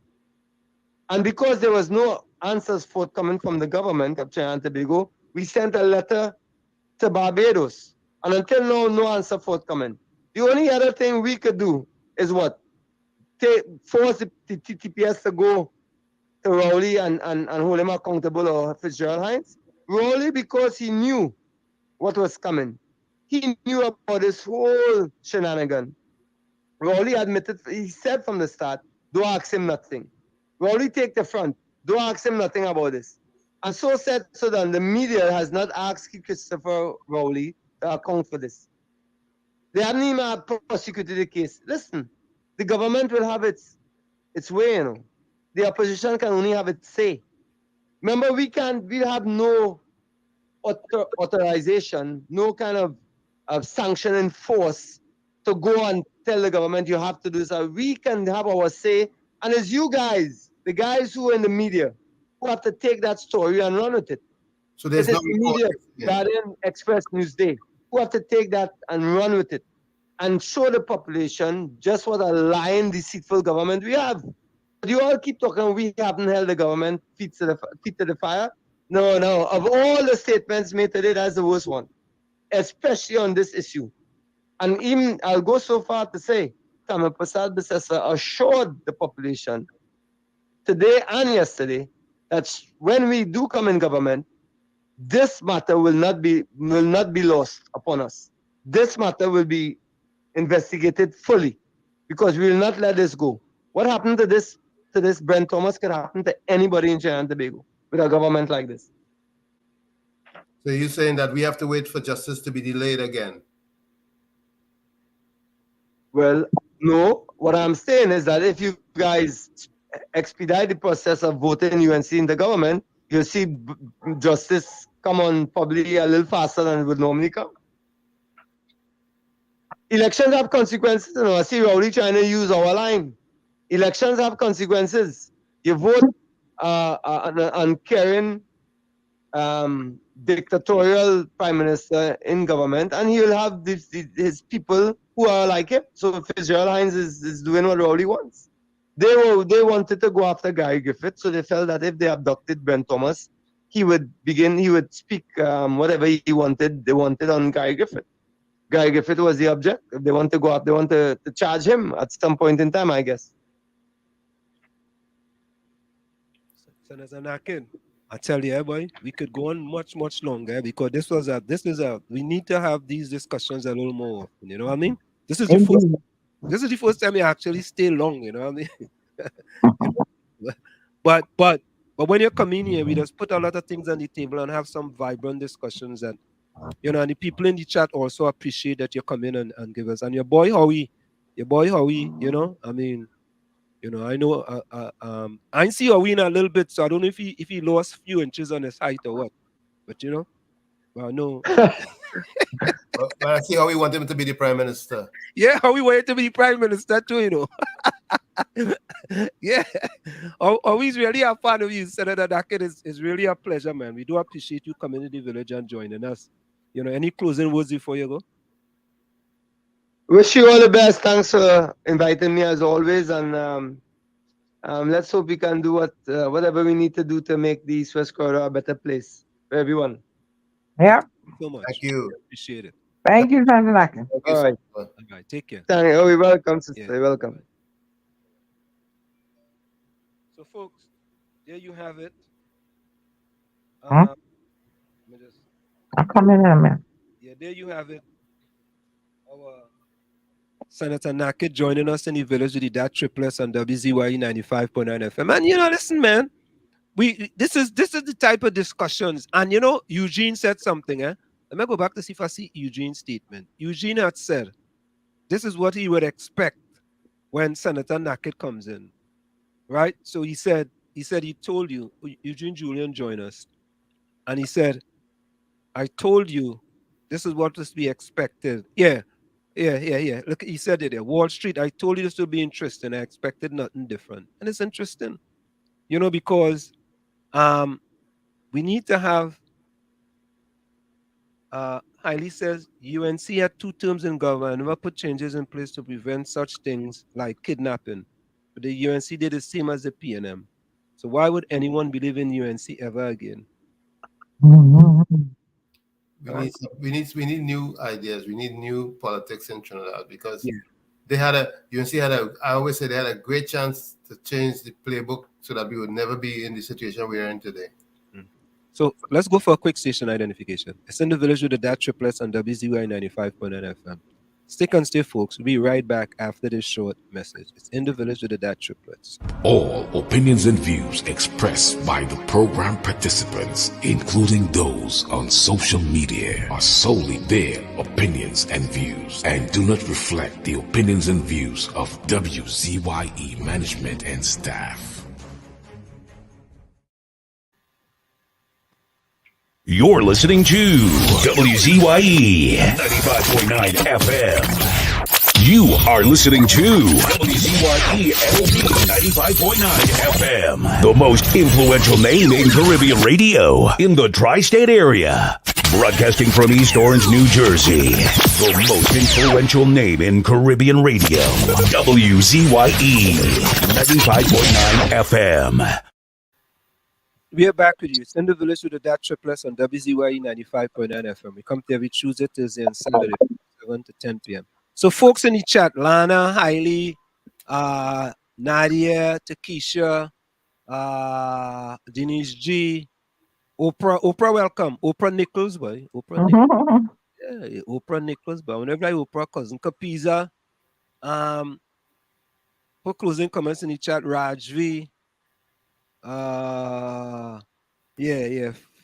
Put closing comments in the chat.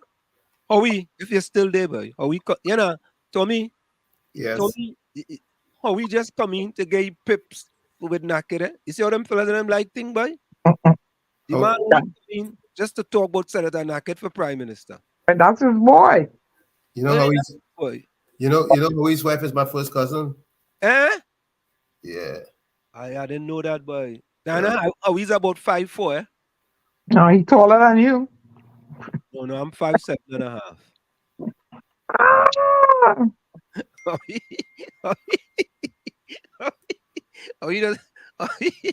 He just playing the small people game. But Tommy, I didn't know that. Yeah, he's a skillful bowler. Oh no. Yeah. When he was in the days, he could have real playing shoot. That ain't no joke. So what in the nights now? What's that? In the nights now? Yeah. No, he don't have them skill no more. We man, much love. Yeah. When Owie was listen, if Owie was one of these very skillful. I never see him play, right? Because just show me some videos of him sitting on the bench. I don't know if the game was finished or whatever it is. But I hear to say he used to play good. Howie say I'm a fan. Yeah, Howie. Yeah, we tell all them fellas and them, we tell them, we just do good things here, man. We just bring in good people, talk good things. You know what I mean? Yeah, so so Tommy, your family coming tonight, boy.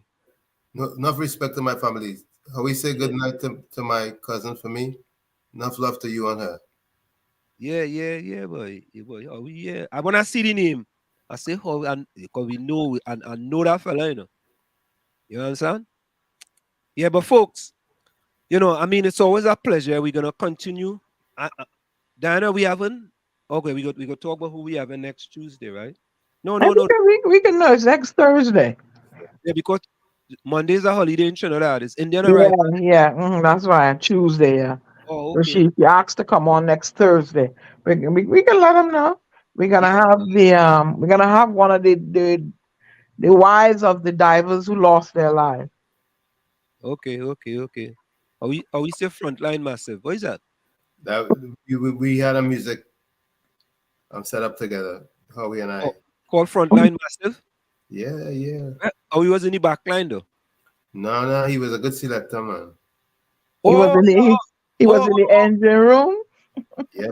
No. Yeah. He could have play. He does you try to spin some records. See how we hitting you below the belt? Anselm, be kind. Be impeccable with your words. Yeah. No, you just said be impeccable. Tommy, yeah. Correct is right. I have to be impeccable in my words. Oh yeah. I take that back. Howie T, yeah, boy. Howie T was a good DJ, you know. You remember that? Me probably. I think I hear about he in the 70s. That is not. This Howie G. No, Howie Cougar, we used to call him. Howie Cougar? Yeah. Why? Howie Cougar? Because he's a cougar. He agile. Oh, that's what it was? Yep. Okay. Oh, we say he love you all. Yeah, man. You know it is. There's one love in this village here, you know. Is that love? Yeah. Come back again and bring a friend. Yeah. Bring them fellas and them from Trin Jersey, Howie. Tell them. Come in. Bring my partner, Big George. Yeah? Yeah, Capiza now. Anselm, you're coming down in Karani for Indian arrival. Yeah, I come in Capiza. Yeah, Capiza, I go show up. In virtually. I come in Capiza and I warm my food on a Sahari leaf. Yeah, Tommy. We say you gave him that name, you know. Correct. Just get people nickname too bad, you know. Yeah. Correct is right, but some people doesn't you by a real name, you know. True. Well, folks, it's always a pleasure when you come in the village and join us. Of course, it's in the village with the DAT Triplets on WZYE 95.9 FM. So local election coming up. We go see if any one of them PNM people go want to come and talk to us. So none of them ain't come. We go try to see if we could get the fellow who resigned to come and talk to us. Yeah? Deputy Mayor. Yeah, the deputy mayor. Yeah. Yeah, Capiza. So my he can't. Can Watson Duke run for that spot then too? What do you mean? Watson Duke running for that spot? You gotta walk to that spot. But is it possible? Can you have a PNM mayor and a PDP deputy mayor? Nah. Okay, I just want to know. Yeah, well, if whoever win the most corporations, we'll have the chance to pick the mayor. Yeah, we boy. Have a blessed Memorial holiday too as well. Same to you. Did anybody see Miss Bernie's video? Yeah, we watch that. We could bring that on next time. Yeah, I look at the whole thing, but we want to touch. We go touch that. We go touch that next time, because I just want people to be careful with the way how we have artificial intelligence today. And not to say that it wasn't the two individuals' voice. We're not saying that, but some of us might be end up. Somebody might clone my voice, and then next thing they will say, look, Wall Street saying all. So I don't want to let it get in that position. But here's my closing comment for the day. Life is short. Cut out negativity. Forget gossip. Say goodbye to people who don't care. Spend time with people who are always there. From where I sit, this is it. The clock on the wall said that's all. Remember, for every 60 seconds of anger, you lose 1 minute of happiness. Oprah Nichols, good night. Good night to you. Good night, Oprah. Yeah, Oprah Nichols, boy. I Oprah wonder. Nichols Winfrey. Yeah, I wonder if that Nick. I she cousin. Quiet, Tommy. Winners are those who winners are not those who never fail, but those who never quit. Again, winners are not those who never fail, but those who never quit. Again, it's been a pleasure being here in the village. Like I always say, never look down on a man or a woman unless you're giving them a hand up. Love, remember, love is the key. You all be safe. We'll see you in the next edition. Love you all. Tommy, that is NLCB Fun Clash shit you have on there? Boy, your eyes good. All right, just checking. I want to know. Fun Clash used to be one of my band from South, Them back in the day. I like Fun Clash too bad. That's my South band. But they couldn't win Panorama in tongue though. Well, Panorama is what it is. I don't want to say too much right Yeah, now. yeah. No South band couldn't win Panorama in tongue. Now I know when you're coming our fishing rod. Huh? And I said fishing rod. Yeah, fishing rod. Who wants a fishing rod? Unofficially 1990, Pan by Storm 1, eh? My closing comment, all you ask with? Hold on. Who's that? There we go. Bring it on, Diana. I'm just one that I've said over and over, and I'm going to repeat it as the local elections are going to be approaching. To you, the voting public in Trinidad and Tobago, I want you to ponder, do you want a slice of the pie or the crumbs, or do you want the recipe? That's all I got to say. Let me go and continue with my entertaining. Enjoy. Good night, people. Enjoy, Diana. Enjoy. Yeah, thank you. Yeah, so Rajvi say it's not. Rajvi say is not. It's not people telling. It's not people telling AI to do it. It's AI doing it for themselves. Rajvi. Hmm. Oh, Rajvi. Tommy. What Rajvi talking about? He's saying artificial intelligence does it on its own. You don't have to tell it to So wait now. You don't have to put in a prompt in order for it to tell you? Apparently, he's talking about something that is gone rogue. Rajvi. So Rajvi say AI has its own brain better than any human. I want to read. Rajvi, you're correct on that one there. Its brain better than any human. I want to raise some as my children. No joke, Full 100, Yeah. Yeah, well, that's what we have to fear, that we make monsters. Boy, Mean Gene closing comments. Tonight was a night of opinions. UNC versus PNM. No, I think we had some agreements though. Yeah, I don't think it was all disagreements. I think we had some agreements, and we had a very civil conversation, man. Very civil. Let me see who else here. Let me see something. All right. What are we going out with tonight, Tommy? Let me see if I get any more closing comments here.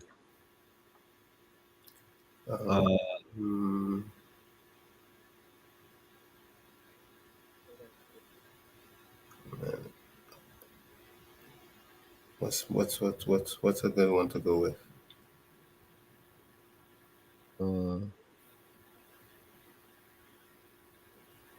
I see no closing comment from Denise.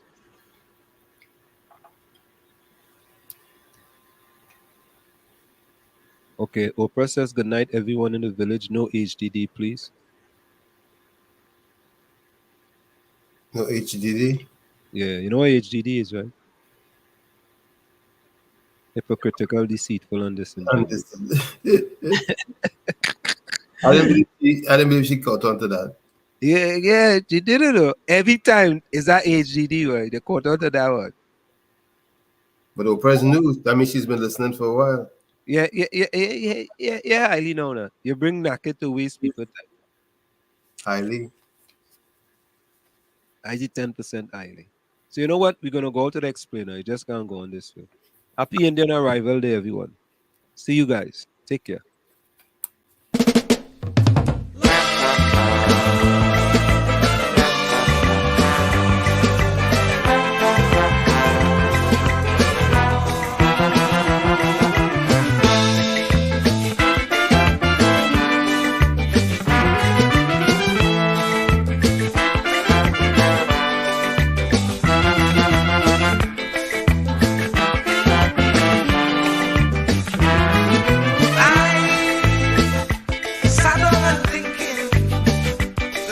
question I'm asking, is Pharaoh still existing? I see the poor resembling an Israelite, not being treated right, enslaved day and night. Oh, we just can't go on this way. We just can't go on this way. Please deliver us today. We just can't go on this way. We like the Israelites still in pain. We just can't go on this way. So send us another Moses again. We just can't go on this way. Oh, oh, oh, oh, oh.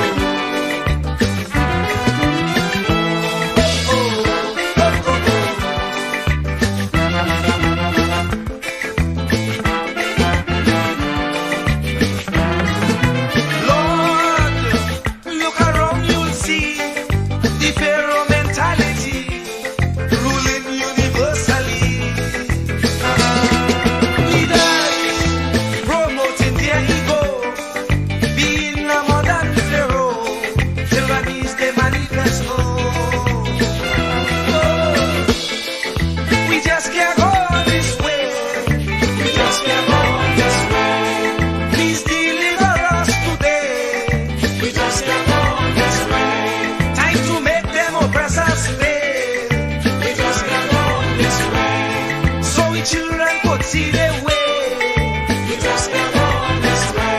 Oh, oh, oh, oh, oh. No, no, no, no, no.